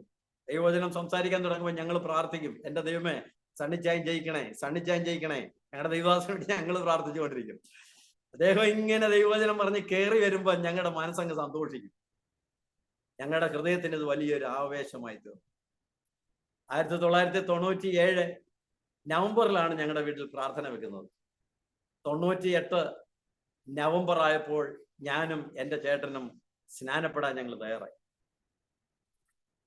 ഞങ്ങള് മാത്രമല്ല, ഞങ്ങളോട് കൂടെ എൻ്റെ ചേടത്തിയുടെ അമ്മയടക്കം 7 പേര് ഞങ്ങളോടുകൂടെ ഒരുമിച്ച് സ്നാനപ്പെടാൻ ഞങ്ങളുടെ ആ കാലത്തെ ഓട്ടത്തിൽ സ്വർഗത്തിലെ ദൈവം ഞങ്ങളെ കൊണ്ട്, ഞങ്ങളിലൂടെ ആ ദൈവസഭയിൽ ആ പ്രവർത്തനം ചെയ്യുവാൻ ദൈവം സഹായിച്ചു. തുടർമാനമുള്ള സമയങ്ങളിൽ ഞങ്ങൾ അനേക വീടുകളിൽ സുവിശേഷം പറയുവാൻ ഒരു താല്പര്യം ഞങ്ങൾക്കുണ്ടായി. അതിനോടനുബന്ധിച്ചുള്ള സമയം ഞങ്ങളുടെ കുടുംബത്തിൽ പ്രശ്നങ്ങൾ വർദ്ധിച്ചു. ഞങ്ങളുടെ സ്വന്തക്കാർ ബന്ധുക്കളൊക്കെ കടന്നു വന്നു. അങ്ങനെ അവർ വന്ന് വെച്ച ഒരു വ്യവസ്ഥയുണ്ട്. എൻ്റെ അച്ചാച്ചനുമായിട്ട് സംസാരിച്ച്, ഞങ്ങളായിരുന്ന വിശ്വാസത്തിലാണെങ്കിൽ കുടുംബത്തിനകത്ത് കഴിയാം, അല്ലെങ്കിൽ പെന്തക്കോസുകാരെന്നുള്ള ലെവലിൽ കുടുംബത്തിനകത്ത് കഴിയാൻ കഴിയില്ല എന്നൊരു വ്യവസ്ഥ വെച്ചു. അങ്ങനെ ആദ്യമായിട്ട് എൻ്റെ ചേട്ടനും ചേടത്തിയും ചേട്ടൻ്റെ 2 കുഞ്ഞുങ്ങളും അങ്ങനെ അവര് ആദ്യമായി 4 കോടിയുടെ പ്രദേശത്ത് ഉഴത്തിൽപ്പടി എന്ന് പറയുന്ന സ്ഥലത്ത് വാടകയ്ക്ക് താമസിക്കാനായിട്ട് കിടന്നു. പിന്നെ ഞാനും എൻ്റെ ഭാര്യയും, എനിക്കൊരു കുഞ്ഞുണ്ടായി, മകള്, അമ്മ, അച്ചാച്ചൻ, എൻ്റെ ഇളയ പെങ്ങള്. ഞങ്ങൾ അങ്ങനെ അവിടെ കഴിഞ്ഞുകൊണ്ടിരിക്കുന്ന സമയത്ത് ആവേശത്തോടെ ഞാൻ സുവിശേഷം പറയാൻ തുടങ്ങി. എൻ്റെ സുവിശേഷ പ്രവർത്തനത്തിൽ എൻ്റെ ഒരുപാട് സുഹൃത്തുക്കൾ എൻ്റെ അടുക്കാൻ അകന്നുപോയി. എൻ്റെ ബന്ധുക്കൾ, എൻ്റെ സ്വന്തക്കാർ എന്നെ പരിഹസിച്ചു, എന്നിൽ നിന്ന് അകന്നുപോയി. അങ്ങനെ ആവേശത്തോടെ ദൈവവചനം പറയുന്ന അനുഭവത്തിൽ എനിക്കും എൻ്റെ വീട്ടിൽ താമസിക്കാൻ കഴിയാത്ത ഒരവസ്ഥയുണ്ടായി.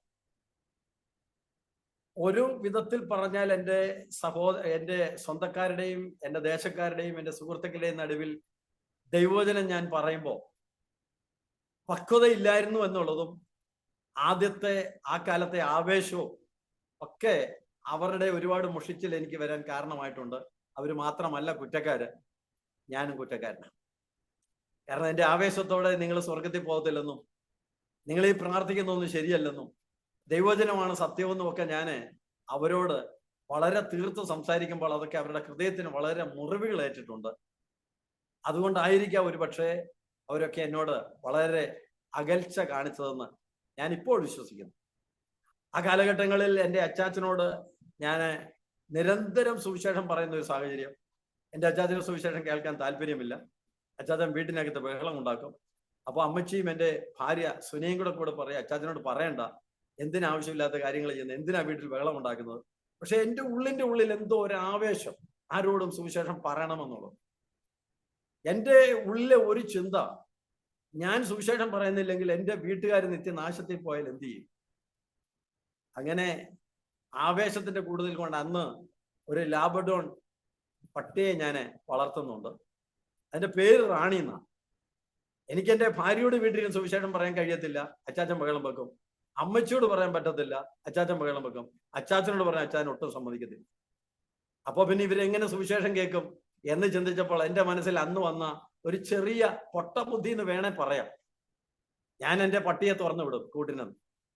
അത് ഓടി വന്ന് വീടിന്റെ സ്റ്റെപ്പിൽ വാതിക്കൽ കൈകുത്തി ഇങ്ങനെ അകത്തോട്ട് ഇങ്ങനെ നോക്കി നിൽക്കുമ്പോൾ ഞാൻ പറയും, മോളെ, റാണി മോളെ, യേശുക്രിസ്തു മാത്രമേ രക്ഷകനായിട്ടുള്ളടി, യേശുക്രിസ്തുവിലല്ലാതെ മാനവരാശിക്ക് രക്ഷയില്ല എന്ന് പറഞ്ഞ് ഞാനിങ്ങനെ അറിയാവുന്ന സുവിശേഷം അതിനോട് പറയും. അത് രക്ഷപ്പെടാനല്ല, എൻ്റെ വീട്ടിലുള്ളവർ പറയണം, ഞങ്ങളോടല്ലല്ലോ, അവൻ പട്ടിയോടാ പറയുന്നത്. പക്ഷെ അവർ കേൾക്കുമല്ലോ എന്നുള്ള ചിന്തയിൽ. അപ്പൊ എൻ്റെ അച്ചാച്ചൻ ആകെ ദേഷ്യപ്പെടും. എൻ്റെ അച്ചാച്ചനെ തലയൊക്കെ ചൊറിഞ്ഞ് നേരെ വെളിയിലോട്ട് കടന്നു പോകും. ആളുകൾ ചോദിക്കുക, എന്നെ അച്ചായ ഇവിടെ? ഒന്നും പറയണ്ട, എൻ്റെ ഇളയ മകന് പ്രാന്ത് പിടിച്ചു, അവൻ പട്ടിയോട് സുവിശേഷം പറയുന്നു. അങ്ങനെയൊക്കെ ഈ സുവിശേഷത്തിന്റെ കാര്യത്തിൽ ഒരുപാട് ആക്ഷേപം ഞാൻ ഏറ്റിട്ടുണ്ട്. എന്നാൽ അങ്ങനെ തുടർമാനം കടന്നു വന്നപ്പോൾ എനിക്കും എൻ്റെ വീട്ടിൽ ഒരു സുവിശേഷകനായി കഴിയാൻ കഴിയത്തില്ല എന്നുള്ളൊരവസ്ഥയിലേക്കായിപ്പോയി. ബന്ധുക്കളും സ്വന്തക്കാരും എല്ലാവരും കൂടെ പ്രശ്നമായി. വിവാഹം കഴിച്ചു വിട്ട എൻ്റെ സഹോദരിമാര് പ്രശ്നമായി. അങ്ങനെ എനിക്കും എൻ്റെ 2 കുഞ്ഞുങ്ങളുമായിട്ട് വീട്ടിൽ നിന്ന് മാറി താമസിക്കേണ്ടതായിട്ട് വന്നു.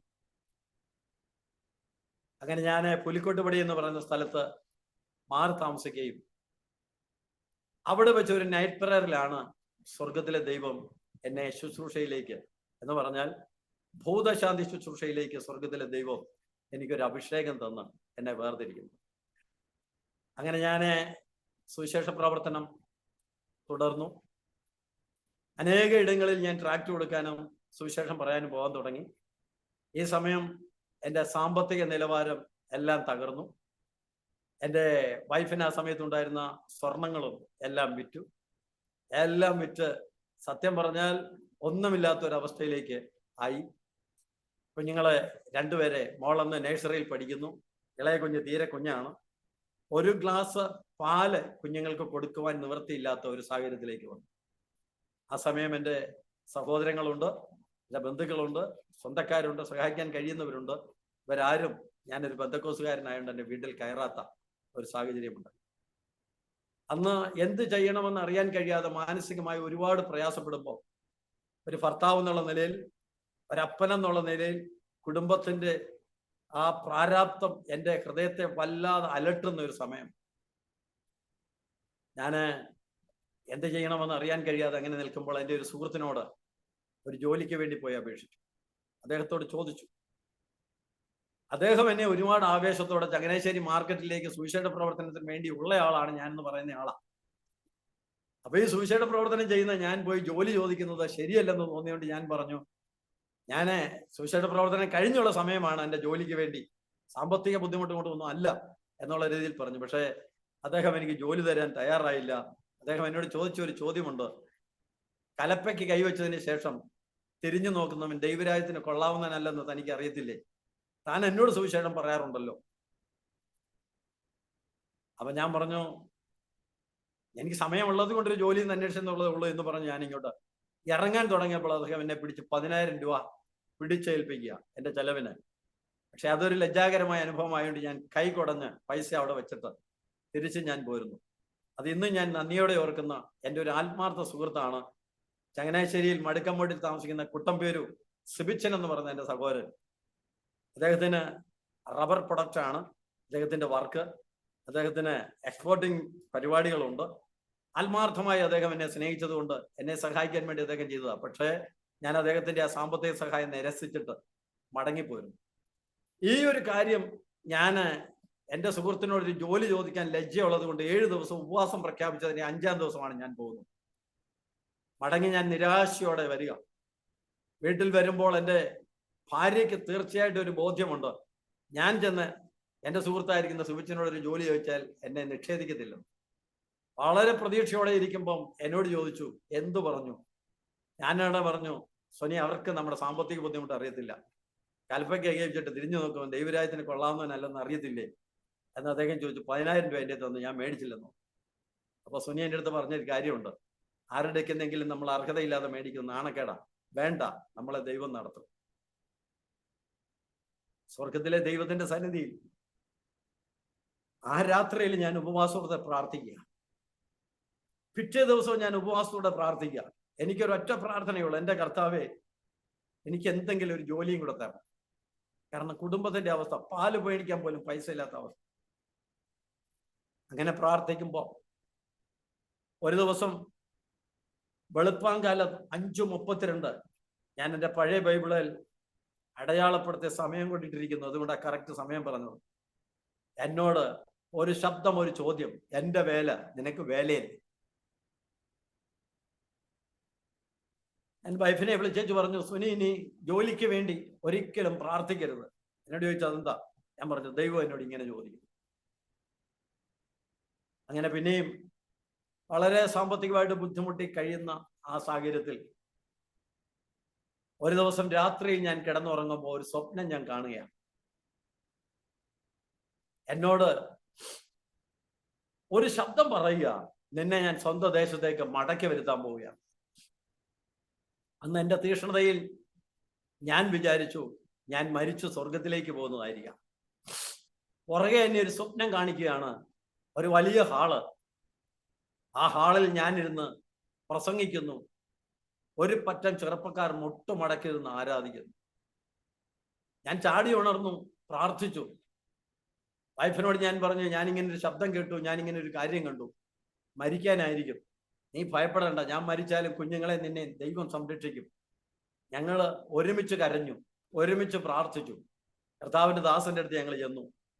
സനിച്ചായ, ഇതുപോലൊരു കാര്യമുണ്ടായി, ദൈവം ഇങ്ങനെ ശബ്ദത്തിൽ സംസാരിച്ചു, അതുകൊണ്ട് ഞാൻ മരിച്ചു പോകുന്ന തോന്നുന്നു പറഞ്ഞപ്പോൾ അദ്ദേഹം ഞങ്ങളെ വഴക്ക് പറഞ്ഞു.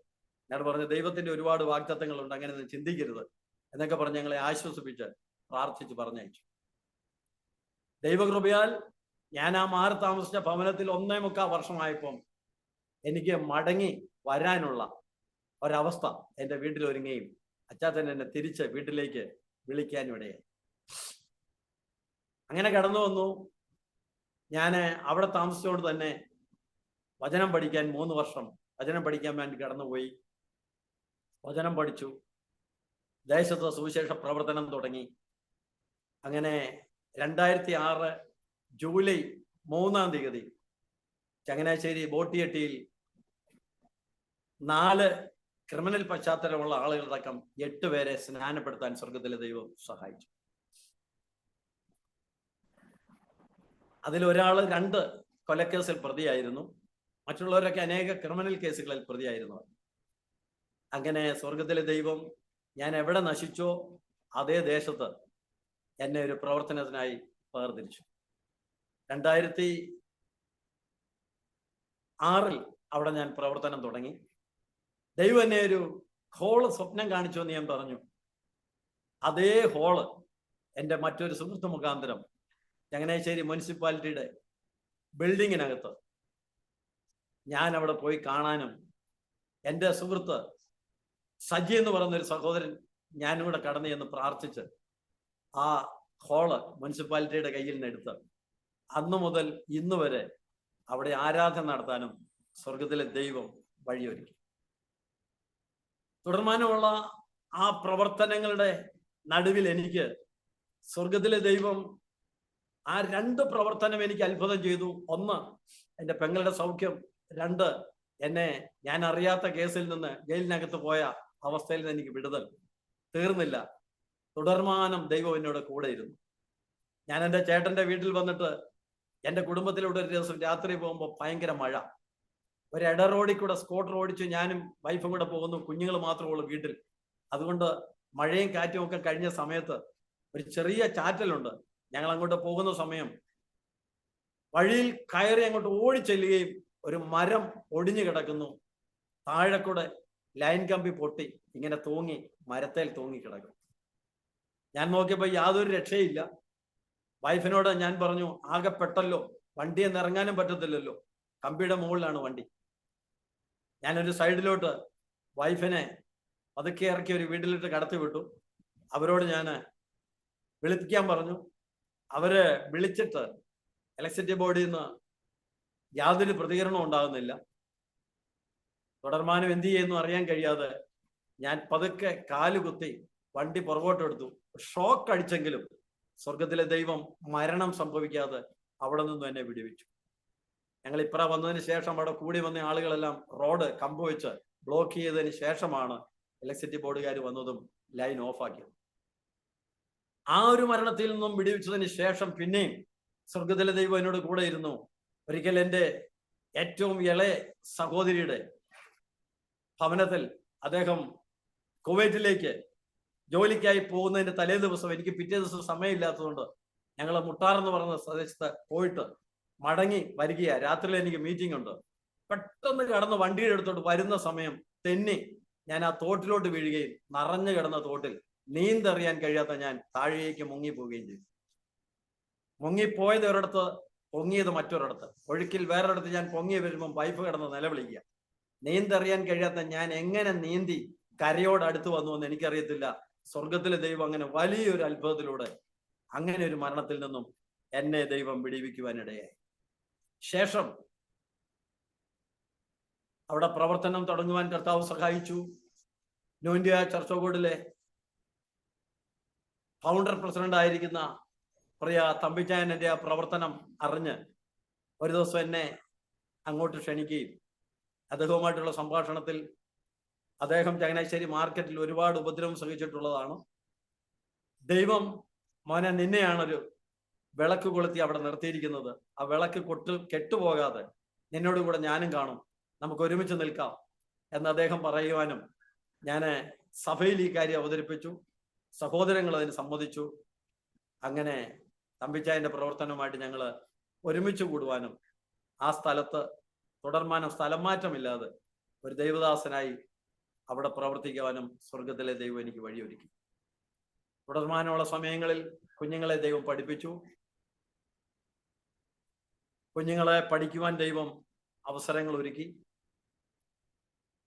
10ാം ക്ലാസ് കഴിഞ്ഞു, +1ഉം +2ഉം കഴിഞ്ഞു. മോൾ എൻട്രൻസ് എഴുതിയിരിക്കുന്ന സമയത്ത് അവൾക്ക് വേണ്ടി MBBSന് ഒരു അഡ്മിഷന് വേണ്ടി ആഗ്രഹിച്ചു.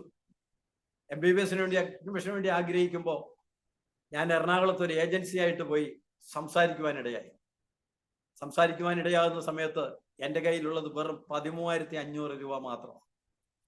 4ാം ക്ലാസ് മുതൽ മോളോട് ദൈവത്തിന്റെ ആത്മാവ് ആലോചന പറയുന്നു, നിന്നെ ഞാൻ ഡോക്ടറാകും. എന്നാൽ എൻ്റെ കയ്യിൽ അതിനുള്ള സാമ്പത്തിക ഭദ്രത ഉണ്ടോ എന്ന് ചോദിച്ചാൽ എൻ്റെ കയ്യിൽ അതിനുള്ള സാമ്പത്തികമില്ല. ദൈവം ഒരുക്കിയിരിക്കുന്ന ദൈവത്തിന്റെ വാഗ്ദത്ത പ്രകാരം കർത്താവിന്റെ സന്നിധി ഞങ്ങൾ പ്രാർത്ഥിച്ചുകൊണ്ടിരിക്കുന്നു.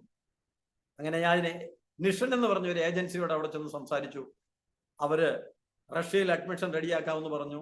13,500 രൂപയിൽ 10,000 രൂപ ഞാൻ അവിടെ കൊടുത്ത് ബുക്ക് ചെയ്തിട്ട് വീട്ടിൽ വന്നിരിക്കുക. പോയ കാര്യങ്ങളെല്ലാം ഞങ്ങൾ അങ്ങനെ വീട്ടിൽ പറഞ്ഞു. അങ്ങനെ ഇരിക്കെ ഞാനും എൻ്റെ മകളും കൂടെ കൂടി SBI ബാങ്ക് എൻ്റെ വീടിനടുത്താണ്, അവിടെ ചെന്ന് മാനേജറുമായിട്ട് സംസാരിച്ച് അദ്ദേഹം 13 ഡോക്യുമെന്റ്സ് എനിക്ക് എഴുതി തന്നു. എൻ്റെ സ്ഥലം പണയം വെച്ച് 20 ലക്ഷം രൂപ എടുത്ത് മോളെ പഠിക്കാൻ വിടാൻ. ആ കാര്യങ്ങൾ റെഡിയാക്കി, ഡോക്യുമെന്റ്സ് എല്ലാം റെഡിയാക്കി തുടങ്ങിയപ്പോഴത്തേക്കാണ് ചർച്ചിലെ ഒരു മീറ്റിംഗ് ഫാത്തിമാരോ എന്ന് പറഞ്ഞ സ്ഥലത്ത് ഒരു വീട്ടിൽ നടക്കുന്നു.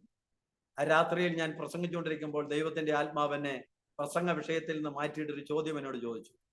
മരുഭൂമിയിൽ ദൈവത്തിന്റെ മക്കൾക്ക് മഞ്ഞ കൊടുത്തു, വെള്ളം കൊടുത്തു, മേശയൊരുക്കാൻ കഴിയുമോ എന്ന് സംശയത്തോടെ ചോദിച്ച മരുഭൂവാസികളെ പോലെ നിന്റെ കുഞ്ഞിനെ പഠിക്കാൻ വിടണ ലോൺ എടുക്കണോ? ഒരപ്പനെന്നുള്ള നിലയിൽ എൻ്റെ ഹൃദയത്തിന്റെ ഒരു ചിന്തയായിരിക്കും അതൊന്നും വിചാരിച്ച് ഞാനത് മിണ്ടാതിരുന്നു. പിന്നെയും വിഷയമെടുത്ത് പ്രസംഗിച്ചുകൊണ്ടിരിക്കുമ്പോൾ അടുത്തത് വീണ്ടും ഇതേ ചോദ്യം. ഞാൻ സ്വമേധയല്ലാതെ എൻ്റെ വായിന്ന് ഞാൻ തന്നെ അത് പറയാനിടയായി. വിശ്വാസികളൊക്കെ അത് കേട്ടോണ്ടിരുന്നു. പെട്ടെന്ന് ഞാൻ ചോദിച്ചു, ദൈവാത്മാവിനോട് ഇങ്ങനെ ചോദിക്കുന്നു, ലോൺ എടുക്കണോ എന്ന് ചോദിച്ചപ്പോൾ മോള് തന്നെ എന്നോട് പറഞ്ഞു, കർത്താവ് അത് പറഞ്ഞെങ്കിൽ വേണ്ട ചാച്ചാന്ന്. ഞങ്ങൾ ഒരുമിച്ച് കരമുയർത്തി, കർത്താവേ, അങ്ങ് ഞങ്ങളോട് പറഞ്ഞതുകൊണ്ട് മോളെ പഠിപ്പിക്കാൻ വേണ്ടി ഞങ്ങൾ ലോൺ എടുക്കാൻ ഇനി ബാങ്കിൽ പോകത്തില്ല, ഞങ്ങൾ യേശുവിന്റെ നാമത്തിൽ ക്യാൻസൽ ചെയ്യുന്നു എന്ന് പറഞ്ഞ് പ്രാർത്ഥിച്ച് ഞങ്ങളത് ക്യാൻസൽ ചെയ്തു. ദൈവത്തിന്റെ വലിയൊരു അത്ഭുതം, തന്നെ സ്നേഹിക്കുന്നവർക്ക് വേണ്ടി ദൈവം പ്രവർത്തിക്കുന്ന ഒരത്ഭുതവും കൂടെ ഞാൻ പറയാൻ പോകുന്നത്. 2 ദിവസം കഴിഞ്ഞ് വീണ്ടും നിഷന്റെ ഓഫീസിൽ എറണാകുളത്ത് ഞാൻ പോയി. ഞാൻ മടങ്ങി വന്ന് ഒരു 7:30 ആയപ്പോൾ വീട്ടിലിരുന്ന് പോയ കാര്യങ്ങളൊക്കെ വിശദീകരിച്ചുകൊണ്ടിരിക്കുമ്പോൾ എൻ്റെ ഒരു സുഹൃത്ത് എന്നെ വിളിക്കുക. എൻ്റെ സുഹൃത്ത് എന്നെ വിളിച്ചു. അദ്ദേഹവുമായിട്ട് ഞാൻ സംസാരിച്ചപ്പോൾ ഞാൻ എറണാകുളത്ത് പോയ കാര്യവും മോൾക്ക് ഇതുപോലെ MBBSന് അഡ്മിഷൻ കിട്ടുന്ന കാര്യമൊക്കെ ഞാൻ പറഞ്ഞപ്പോൾ അദ്ദേഹം എൻ്റെ അടുത്ത് ചോദിക്കുക, ടോമിച്ചായ, നമ്മുടെ കുഞ്ഞ് ഡോക്ടറാകാൻ പോകുന്നോ എന്ന് ചോദിച്ചു. ഫോൺ കട്ടായി. തിരികെ ഞാൻ വിളിച്ചില്ല. പതിവ് പോലെ ഞങ്ങൾ വെളുപ്പിനെ പ്രാർത്ഥിക്കുന്ന പ്രാർത്ഥിച്ചുകൊണ്ടിരിക്കുന്നു. രാവിലെ 6:15 കോളിംഗ് ബെൽ അടിക്കുന്നു. ജനലിന്റെ കർട്ടൻ മാറ്റി ഞാൻ നോക്കുമ്പോൾ അവിടെ വന്ന് നിൽക്കുകയാണ് ഞങ്ങളെ വിളിച്ചുകൊണ്ട്. വാതിൽ തുറന്നു. അദ്ദേഹം വീട്ടിൽ കയറി. ചേച്ചി എന്തിയെ, ചായ ഇടാൻ പറഞ്ഞു. സുനി ബായിൽ നിന്ന് എഴുന്നേറ്റ് പോയി ചായ ഇട്ടു. മോളെ വിളിച്ചു, ഒരു പൊതി കൈയിൽ കൊടുത്തു. ചായയൊക്കെ കുടിച്ച് പ്രാർത്ഥിച്ച് ഞാൻ അയച്ചു. വണ്ടി മുറ്റത്തൊന്ന് റോഡിലോട്ട് ഇറങ്ങുമ്പോൾ ഞാൻ മോളോട് പറഞ്ഞു, മോളെ അതെന്താണെന്ന് നോക്കിക്കേ. മോള് പേപ്പർ പൊതി അഴിച്ചു നോക്കുമ്പോൾ 500-ന് 2 കെട്ടാ, 1 ലക്ഷം രൂപ അദ്ദേഹം കുഞ്ഞിന് വേണ്ടി പ്രസന്റ് ആയിട്ട് കൊടുത്തു. അപ്പൊ ലോൺ എടുക്കണ്ട എന്ന് ദൈവം പറഞ്ഞ ആലോചനയ്ക്ക് ദൈവത്തിന്റെ ഒരു പ്രവൃത്തി തുടങ്ങി. കർത്താവിന്റെ വലിയ മഹത്വത്തിനായി ഞാൻ പറയട്ടെ, മോൾ 6 വർഷവും പഠിച്ചു. ഇന്ന് അവള് തിരുവല്ല TMM ഹോസ്പിറ്റലിൽ ഡോക്ടറായി വർക്ക് ചെയ്യുന്നു. 5 പൈസ അവൾക്ക് വേണ്ടി ലോൺ എടുക്കാൻ സ്വർഗത്തിലെ ദൈവം അനുവദിച്ചു. ദൈവം കൂടെ നടന്ന് പരിപാലിച്ച ആ ദൈവത്തിന്റെ പ്രവൃത്തിയാണ് ഞാൻ പറയുന്നത്. അതും തീർന്നില്ല. മോനും MBBS അഡ്മിഷന് വേണ്ടി ദൈവത്തിന്റെ പരിശുദ്ധാത്മാവ് പറഞ്ഞു. അവനും ദൈവം അഡ്മിഷൻ കൊടുത്തു. ഇന്ന് അവൻ MBBS 4-ാം വർഷം റഷ്യയിൽ പഠിക്കുന്നു. ഇതുവരെ അവന് വേണ്ടി ലോൺ എടുക്കാൻ സ്വർഗത്തിലെ ദൈവം അനുവദിച്ചില്ല. ഞാൻ പറഞ്ഞല്ലോ, ഒരു ഗ്ലാസ് പാല് മേടിച്ച് കുഞ്ഞുങ്ങൾക്ക് കൊടുക്കുവാൻ വേണ്ടി നിവൃത്തിയില്ലാത്ത ഒരു കാലം. അപ്പോഴും അറിഞ്ഞ ഈ സുവിശേഷത്തില് ആരോട് ലജ്ജ കൂടാതെ പറയുവാൻ തയ്യാറായി നടന്നതിന്റെ ദൈവീകമായിരിക്കുന്ന അനുഗ്രഹം അന്നല്ലായിരുന്നു ഞങ്ങൾ കണ്ടത്.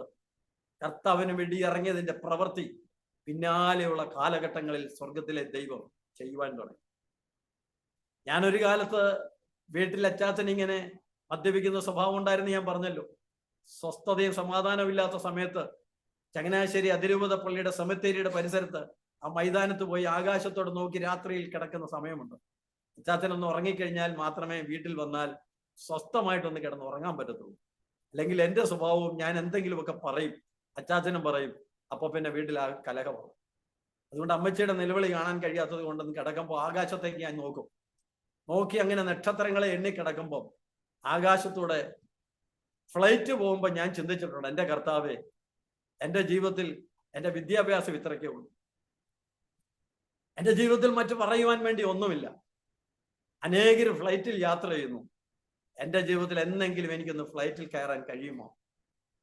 ഞാൻ ദൈവത്തോട് ചോദിച്ച് പലപ്പോഴും അന്നറിയാവുന്ന ആ ദൈവത്തോട് ചോദിച്ച് ഞാൻ കരഞ്ഞിട്ടുള്ള കാലങ്ങളുണ്ട്. പക്ഷെ പിന്നത്തതിൽ 2013 എൻ്റെ ഒരു സുഹൃത്ത് TT രാജൻ എന്ന് പറഞ്ഞ ഒരു സുഹൃത്ത് എനിക്ക് ചെങ്ങന്നൂരുണ്ട്. അദ്ദേഹം ഒരു ദിവസം അപൂർവം എന്നതുപോലെ വീട്ടിൽ വന്ന് എന്നെ കാണുകയും സംസാര മധ്യേ പാസ്പോർട്ട് ഉണ്ടോ എന്ന് ചോദിച്ചു. ഞാൻ പാസ്പോർട്ട് എടുത്ത് കൈ കൊടുത്തു. അദ്ദേഹം പാസ്പോർട്ടും കൊണ്ട് അങ്ങ് പോയി. പാസ്പോർട്ട് ഞാൻ തിരിച്ചു ചോദിച്ചു, മറന്നുപോയതാണെന്ന് വിചാരിച്ചു. പക്ഷെ എന്നോടുള്ള ദൈവത്തിന്റെ സ്നേഹം, അദ്ദേഹം മനഃപൂർവ്വം പാസ്പോർട്ട് മേടിച്ചുകൊണ്ട് പോയത്. അദ്ദേഹം പറഞ്ഞു, പാസ്പോർട്ട് എൻ്റെ കയ്യിൽ ഇരുന്നോട്ടെ. ഏകദേശം 1.5 മാസം കഴിഞ്ഞപ്പോൾ അദ്ദേഹം എന്നോട് പറയുകയാണ്, ടോമിച്ച, സൗദി അറേബ്യയിലേക്ക് വിസ സ്റ്റാമ്പ് ചെയ്യാൻ പോകാൻ തയ്യാറായിക്കോ. എൻ്റെ വിസ സൗദി അറേബ്യയിലേക്ക് എനിക്ക് സ്റ്റാമ്പ് ചെയ്തു. 2013 സ്വർഗത്തിലെ ദൈവം ഫ്ലൈറ്റിൽ കയറാൻ കഴിയുമോ എന്ന് ചിന്തിച്ച് ദൈവത്തോട് സംശയിച്ച് ചോദിച്ച എന്നെ 2013 സൗദി അറേബ്യയിലേക്ക് ദൈവം കൊണ്ടുപോയി. ആ പോയ പോക്കിൽ സ്വർഗത്തിലെ ദൈവം 2 കുടുംബങ്ങളെ സ്നാനപ്പെടുത്തുവാൻ ഈ കഴിവില്ലാത്ത എന്നെ കർത്താവ് ഉപയോഗിക്കുവാനിടയായി. 5 മാസങ്ങൾ ശേഷം വീണ്ടും എനിക്ക് സൗദി അറേബ്യയിൽ നിന്ന് അവര് വിസ തരികയും 5 മാസങ്ങൾ ശേഷം ഒരിക്കൽ കൂടെ സൗദി അറേബ്യയിലേക്ക് പോകാൻ ദൈവം വഴിയൊരുക്കുകയും ചെയ്തു. തുടർമാനം അറേബ്യൻ രാഷ്ട്രങ്ങളിൽ കുവൈറ്റിലും ശേഷം മസ്കറ്റിൽ ശേഷം ദുബായിയുടെ പല ഭാഗങ്ങളിൽ ഒക്കെ കടന്നു ചെന്ന് കർത്താവിനെ സാക്ഷീകരിക്കാനും സുവിശേഷം പറയാനും ശുശ്രൂഷകൾ ചെയ്യുവാനും ഒക്കെ കർത്താവ് എന്നെ സഹായിച്ചു. ഇന്നത്തെ അവസ്ഥയിൽ ചങ്ങനാശ്ശേരിയിൽ ദേശത്ത് തന്നെ ചങ്ങനാശ്ശേരി മാർക്കറ്റിൽ ഒരു സഭയുടെ ശുശ്രൂഷകനായിരിക്കാൻ എളിയവനെ കർത്താവ് സഹായിച്ചു. ദൈവം ശക്തീകരിച്ചു. ഞാൻ പാർക്കുന്ന ഭവനം ഞാൻ ജനിച്ച കുടുംബം തന്നെയാണ്. അതിനകത്താണ് ഞാൻ പാർക്കുന്നത്. അവിടെ തന്നെയാണ് ദൈവവേല. 2 കുഞ്ഞുങ്ങള് ഞാൻ പറഞ്ഞല്ലോ. മകനിപ്പോൾ അവിടെ പഠിക്കുന്നു. മകള് എൻ്റെ കൂടെ ഇവിടെയുണ്ട്. ഞാനും വൈഫും കർത്താവിൻ്റെ വേല ദേശത്ത് ചെയ്യുന്നു. ഒരു കൂട്ടം അനുഗ്രഹിക്കപ്പെട്ട ദൈവമക്കളെ ഞങ്ങൾക്ക് ദൈവം തന്നിട്ടുണ്ട്. മറ്റുള്ള സഭകളിൽ നിന്നൊക്കെ വ്യത്യസ്തമായി എന്ന് ഞങ്ങൾ എപ്പോഴും ചിന്തിക്കും. വളരെ സ്നേഹവും വളരെ സന്തോഷത്തോടെ സഹകരിക്കുന്ന ഒരു കൂട്ടം ദൈവജനത്തെ ദേശത്തു നിന്നും തന്നെ സ്വർഗത്തിലെ ദൈവം കൂട്ടായ്മയിൽ തരുവാനും അവരുമായി ഒരുമിച്ച് ദൈവത്തെ മഹത്വപ്പെടുത്തുവാനും കർത്താവ് സഹായിച്ചുകൊണ്ടിരിക്കുന്നു. എനിക്ക് ഇങ്ങനെ ഒരു അവസരം ഇവിടെ ഒരുക്കി തന്ന ഈ അരോമ ടിവിയുടെ സംഘാടകർക്കും കർത്താനദാസൻ ഡാനിയേൽ ജോൺ പാസ്റ്റർക്കും ഈ എല്ലാ എൻ്റെ പ്രേക്ഷകർക്കുമുള്ള ഒരുപാട് നന്ദി സ്നേഹം ഞാൻ അറിയിക്കുന്നു. എല്ലാവരെയും ദൈവം ധാരാളം അനുഗ്രഹിക്കട്ടെ. നിങ്ങൾ എൻ്റെ ശുശ്രൂഷയെ ഓർത്ത് പ്രാർത്ഥിക്കണം. എൻ്റെ കുഞ്ഞുങ്ങളെ ഓർത്ത് പ്രാർത്ഥിക്കണം. കുടുംബത്തെ ഓർത്ത് പ്രാർത്ഥിക്കണം. സ്വർഗത്തിലെ ദൈവത്തിന്റെ മഹത്വം അനുഭവിച്ച് പിന്നെയും ജീവിക്കാനുള്ള കൃപയ്ക്കായി പ്രാർത്ഥിക്കുന്നതോടൊപ്പം എൻ്റെ സഹോദരിമാരാരും വിശ്വാസ ജീവിതത്തിൽ വന്നിട്ടില്ല. അവരെല്ലാം കുടുംബമായി വിശ്വാസ ജീവിതത്തിൽ വരുവാൻ വേണ്ടി നിങ്ങളുടെ പ്രാർത്ഥനയെ ചോദിച്ചുകൊണ്ട് ഞാൻ നന്ദിയോടെ സ്നേഹത്തോടെ നിർത്തുന്നു. ദൈവം നമ്മളെല്ലാവരെയും ധാരാളം അനുഗ്രഹിക്കും. ആമേൻ, ആമേൻ. വളരെ വ്യത്യസ്തമായ ഒരു സാക്ഷ്യം കർത്താവിന്റെ ദാസനിലൂടെ കേൾക്കുവാൻ തക്ക ഇടയായി തീർന്നു. കത്തോലിക്ക കുടുംബത്തിൽ ജനിച്ചു വളർത്തപ്പെട്ട, പ്രത്യേകിച്ച് ഈ പറഞ്ഞ ചങ്ങനാശ്ശേരി സ്ഥലത്തൊക്കെ എന്ന് പറയുന്നത് വളരെ വളരെ തീവ്ര വിശ്വാസമുള്ള കത്തോലിക്ക ജനങ്ങൾ പാർക്കുന്ന ആ ഒരു ദേശത്ത് നിന്നും അവരുടെ നടുവിൽ നിന്നും ജീവനുള്ള ദൈവത്തെ ആത്മാവിലും സത്യത്തിലും ആരാധിക്കുവാൻ തക്കവണ്ണം വിളിച്ചു വേർതിരിക്കപ്പെട്ട ഒരു വ്യക്തി എന്ന നിലയിൽ ഒരുപാട് വില കൊടുത്ത് വിലയേറിയത് സമ്പാദിക്കുവാനിടയായി തീർന്നു എന്ന് മനസ്സിലാക്കുവാൻ തക്കവണ്ണം കഴിഞ്ഞു. ചെയ്യാത്ത കുറ്റത്തിന് ഒരു കൊലപാതക കുറ്റം ചുമത്തി പൂജപ്പുര സെൻട്രൽ ജയിലിൽ അടയ്ക്കപ്പെട്ടു. ജീവപര്യന്തം തടവിലായി. അവിടെ നിന്നും കുറ്റവിമുക്തനാക്കി സ്വതന്ത്രനാക്കി പുറത്തു വന്നു വരുവാനും, പിന്നത്തേതില് ഇളയ സഹോദരിയുടേതായ ജീവിതത്തിൽ ഉണ്ടായ ആ രോഗം, മാരകമായ ആ രോഗം വൈദ്യശാസ്ത്രം കൈവിടും എന്ന് വന്നപ്പോൾ ആ കുഞ്ഞിനു വേണ്ടി പ്രാർത്ഥിക്കുവാൻ ഒരു ദൈവദാസന് മുന്നോട്ട് വരികയും ആ ദൈവദാസനിലൂടെ ആ കുടുംബത്തെ രക്ഷയുടെ അനുഭവത്തിലേക്ക് നയിക്കുവാൻ മുഖാന്തരമായി തീരുകയും ചെയ്യുന്ന ആ അനുഭവങ്ങൾ ഞാൻ ഓർക്കുകയായിരുന്നു. ഒരാളിനെ ദൈവത്തിന് വേണമെങ്കിൽ, ദൈവരാജ്യത്തിന്റെ ശുശ്രൂഷകനാക്കി തീർക്കണമെങ്കിൽ വെറുതെ അങ്ങ് വിളിച്ചാൽ പോരെ എന്ന് ഞാൻ ചിന്തിക്കുകയായിരുന്നു. പക്ഷേ അനുഭവമില്ലാതെ ആര് പുറത്തു വന്നാലും അധികം നാൾ നിൽക്കാറില്ല. എന്നാൽ അനുഭവത്തിലൂടെ പുറത്തു വന്നാൽ, അനുഭവത്തിലൂടെ വിടുവിക്കപ്പെട്ടാൽ അവസാനം വരെ ഉറച്ചു നിൽക്കുവാൻ ഇടയായിത്തീരും. അവരുടെ ശുശ്രൂഷയിലൂടെ ഒരുപാട് പേര് കർത്താവിനെ കണ്ടുമുട്ടുവാൻ ഇടയായിത്തീരുന്നത് ഞാൻ കണ്ടിട്ടുണ്ട്. കർത്താവിന്റെ ദാസൻ ടോമിച്ചനും കുടുംബവും വലിയ അനുഭവങ്ങളിലൂടെ, ഒത്തിരി അനുഭവങ്ങളിലൂടെ കർത്താവിന് വേണ്ടി വിളിക്കപ്പെട്ടവരാണ്, കർത്താവിന് വേണ്ടി നിലകൊള്ളുന്നവരാണ്. നിങ്ങളുടെ ജീവിതം, നിങ്ങളുടെ സാക്ഷ്യം, നിങ്ങളുടെ ശുശ്രൂഷ ഒരുപാട് പേരെ കർത്താവിലേക്ക് വഴി നടത്തുവാൻ ഉപകരിച്ചു കൊണ്ടിരിക്കുന്നു എന്ന് അറിയുവാനിടയായി തീർന്നതിൽ ഒത്തിരി സന്തോഷമുണ്ട്. ദേവദാസനെയും കുടുംബത്തെയും ദൈവം ശക്തമായി വീണ്ടും ഉപയോഗിക്കട്ടെ. ഒടുവിൽ ഓർപ്പിച്ചതുപോലെ സഹോദരങ്ങളെല്ലാവരും ഈ വിശ്വാസം അംഗീകരിക്കുവാൻ, ഈ ദൈവത്തെ പിൻപറ്റുവാൻ, ഈ ദൈവത്തിന്റെ മക്കളായി ജീവന്റെ പുസ്തകത്തിൽ അവരുടെ പേര് എഴുതപ്പെടുവാൻ കർത്താവിന്റെ ദാസനെയും കുടുംബത്തെ ദൈവം ഉപയോഗിച്ചതുപോലെ അവരെ ഉപയോഗിക്കുവാൻ ദൈവം സഹായിക്കട്ടെ എന്ന് ഞങ്ങൾ ആശംസിക്കുന്നു, പ്രാർത്ഥിക്കുന്നു. ഇന്ന് അരോമ ടി വിയിൽ ഞങ്ങളെ ശ്രമിച്ചുകൊണ്ടിരിക്കുന്ന മാന്യ ശ്രോതാക്കളെ, നിങ്ങളുടെ ജീവിതത്തിൽ ഞാൻ പലപ്പോഴും പറയാറുള്ളത് പോലെ ഒരുപക്ഷെങ്കിൽ നിങ്ങൾ ഒരുപാട് സാക്ഷ്യം കേട്ടു, അപ്പോഴൊന്നും ഒരുപക്ഷെങ്കിൽ നിങ്ങൾക്ക് ഒരു തീരുമാനത്തിലേക്ക് എത്തുവാൻ കഴിഞ്ഞില്ല എങ്കിൽ ഞാൻ ആഗ്രഹിക്കുന്നു ഈ സാക്ഷ്യം നിങ്ങൾ കേട്ട് കഴിയുമ്പോൾ നിങ്ങളൊരു തീരുമാനത്തിലേക്ക്, കർത്താവിൻ്റെ കൽപ്പന അനുസരിക്കുവാൻ, കർത്താവിൻ്റെ വചനം അനുസരിച്ച് അനുഗ്രഹിക്കപ്പെടുവാൻ, ജീവന്റെ പുസ്തകത്തിൽ നിങ്ങളുടെ പേര് എഴുതപ്പെടുവാൻ ഞങ്ങൾ ആഗ്രഹിക്കുന്നു. ഞങ്ങൾ നിങ്ങൾക്ക് വേണ്ടി പ്രാർത്ഥിക്കുന്നു. തീർച്ചയായിട്ടും നിങ്ങളെ ദൈവം സ്നേഹിക്കുന്നു എന്ന് ഈ സാക്ഷ്യം കേൾക്കുമ്പോൾ ഒരിക്കലൂടെ തിരിച്ചറിഞ്ഞ് കർത്താവെ ഞാനിതാ എന്നെ തന്നെ സമർപ്പിക്കുന്നുവെന്ന് പ്രാർത്ഥിക്കുവാൻ തയ്യാറാകുന്നു. ഇതുവരെ യേശുവിനെ സ്വന്തം രക്ഷിതാവും കർത്താവുമായി സ്വീകരിക്കുവാൻ, അംഗീകരിക്കുവാൻ, വിശ്വസിക്കുവാൻ കഴിഞ്ഞിട്ടില്ല എങ്കിൽ, ഒരുപക്ഷെങ്കിൽ മദ്യത്തിനും മയക്കുമരുന്നിനും ലഹരിക്കും അടിമയായി ചെയ്യാത്ത കാര്യങ്ങളൊക്കെ ചുമത്തപ്പെട്ട് ഒരുപക്ഷെങ്കിൽ ജയിലിൽ ശിക്ഷിക്കപ്പെടുന്ന വ്യക്തിയായി, അല്ലെങ്കിൽ കുടുംബത്തിൽ നിന്ന് ഒറ്റപ്പെട്ട വ്യക്തിയായി, സമൂഹത്തിൽ ഒറ്റപ്പെട്ട വ്യക്തിയായി, സമുദായത്തിൽ ഒറ്റപ്പെട്ട വ്യക്തിയായി, കുടുംബത്തിൽ ഒറ്റപ്പെട്ട വ്യക്തിയായി ജീവിതം അവസാനിപ്പിച്ചാൽ മതിയെന്ന് വിചാരിച്ച ഒരുപക്ഷെ ആത്മഹത്യക്ക് വേണ്ടി ശ്രമിക്കുന്ന വ്യക്തിയായിരിക്കാം. ഞങ്ങൾക്ക് നിങ്ങളോട് പറയാനുണ്ട്, യേശു നിങ്ങളെ സ്നേഹിക്കുന്നു. യേശുവിന് നിങ്ങളെ വിടുവിപ്പാൻ കഴിയും. യേശുവിന് നിങ്ങളെ സൗഖ്യമാക്കുവാൻ കഴിയും. യേശുവിന് നിങ്ങളെ രക്ഷിപ്പാൻ കഴിയും. ആകയാൽ പ്രിയ ടോമിച്ചാനെ രക്ഷിച്ച കർത്താവ് നിങ്ങളെയും രക്ഷിക്കുമെന്നുള്ളതായ പൂർണ്ണ വിശ്വാസത്തോടുകൂടി കണ്ണുകളടയ്ക്കൂ. ഞങ്ങൾ നിങ്ങൾക്ക് വേണ്ടി പ്രാർത്ഥിക്കാം. കർത്താവെ ഞാനിതാ എന്നെ തന്നെ സമർപ്പിക്കുന്നുവെന്ന് ഹൃദയം കൊണ്ട് പ്രാർത്ഥിക്കുവാൻ, ഏറ്റുപറയുവാൻ, ഈ രക്ഷാവാചകം ഏറ്റെടുക്കുവാൻ ആര് തയ്യാറാണ്?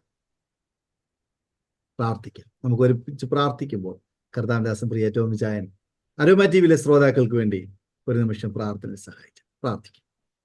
ഞങ്ങളുടെ സ്വർഗീയ നല്ല കർത്താവേ, അപ്പന്റെ സന്നിധിയിലേക്ക് ഞങ്ങളുടെ അരോമ ടിവിയിലെ എല്ലാ പ്രേക്ഷകരെയും സമർപ്പിച്ചുകൊണ്ട് പ്രാർത്ഥിക്കുന്നു. അടിയന്റെ ജീവിതത്തിൽ, അടിയന്റെ കുടുംബത്തിൽ സ്വർഗത്തിലെ ദൈവം ചെയ്ത അവിടുത്തെ വലിയ പ്രവൃത്തികളെ സത്യസന്ധമായി ഉള്ളതുപോലെ പറയുവാൻ ദൈവത്തിന്റെ ആത്മാവ് തന്ന നല്ല അവസരത്തിനായി സ്തോത്രം.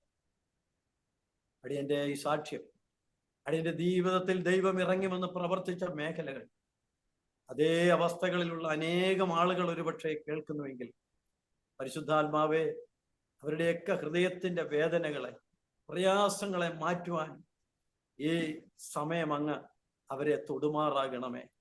ഹൃദയത്തിൽ ആഴത്തിൽ ദൈവത്തിന്റെ ആത്മാവ് ഇടപെടണമേ. സകലരും മാനസിക പ്രയാസങ്ങളിൽ നിന്ന് സൗഖ്യമാകണമേ. രോഗബന്ധനങ്ങളെ ദൈവം അഴിക്കണമേ. പാപ സാഹചര്യങ്ങളിൽ നിന്ന് വിടുവിക്കപ്പെടണമേ. യേശുക്രിസ്തുവിന്റെ പ്രിയമകനായി, മകളായി, സമൂഹത്തിൽ മാന്യ വിഷയമായി, കുടുംബത്തിൽ സമാധാനമുള്ളവരായി, നിത്യരക്ഷയ്ക്ക് അവകാശികളെന്ന തിരുവചനത്തിൽ ഉറപ്പോടെ അഭിമാനത്തോടെ ജീവിക്കാൻ ഓരോരുത്തരെയും കർത്താവ് സഹായിക്കുമാറാകണമേ എന്ന് ഞങ്ങളോട് അപേക്ഷിക്കുന്നു. പ്രേക്ഷകരായി ലോകത്തിന്റെ നാനാ രാജ്യങ്ങളിൽ ആയിരിക്കുന്ന ഓരോ കുടുംബങ്ങളിലേക്കും സ്വർഗത്തിലെ ദൈവത്തിന്റെ സാന്നിധ്യം വെളിപ്പെടണം. തലമുറകളെല്ലാം അനുഗ്രഹിക്കപ്പെടേണ്ടതിനായി അടിയങ്ങൾ ഒരുമിച്ച് പ്രാർത്ഥിക്കുന്നു. പ്രതികാൽ അരോമ ടിവിയുടെ പ്രവർത്തനം അനേക ആയിരങ്ങൾക്ക്, അനേക ലക്ഷങ്ങൾക്ക് അനുഗ്രഹമായി തീരട്ടെ.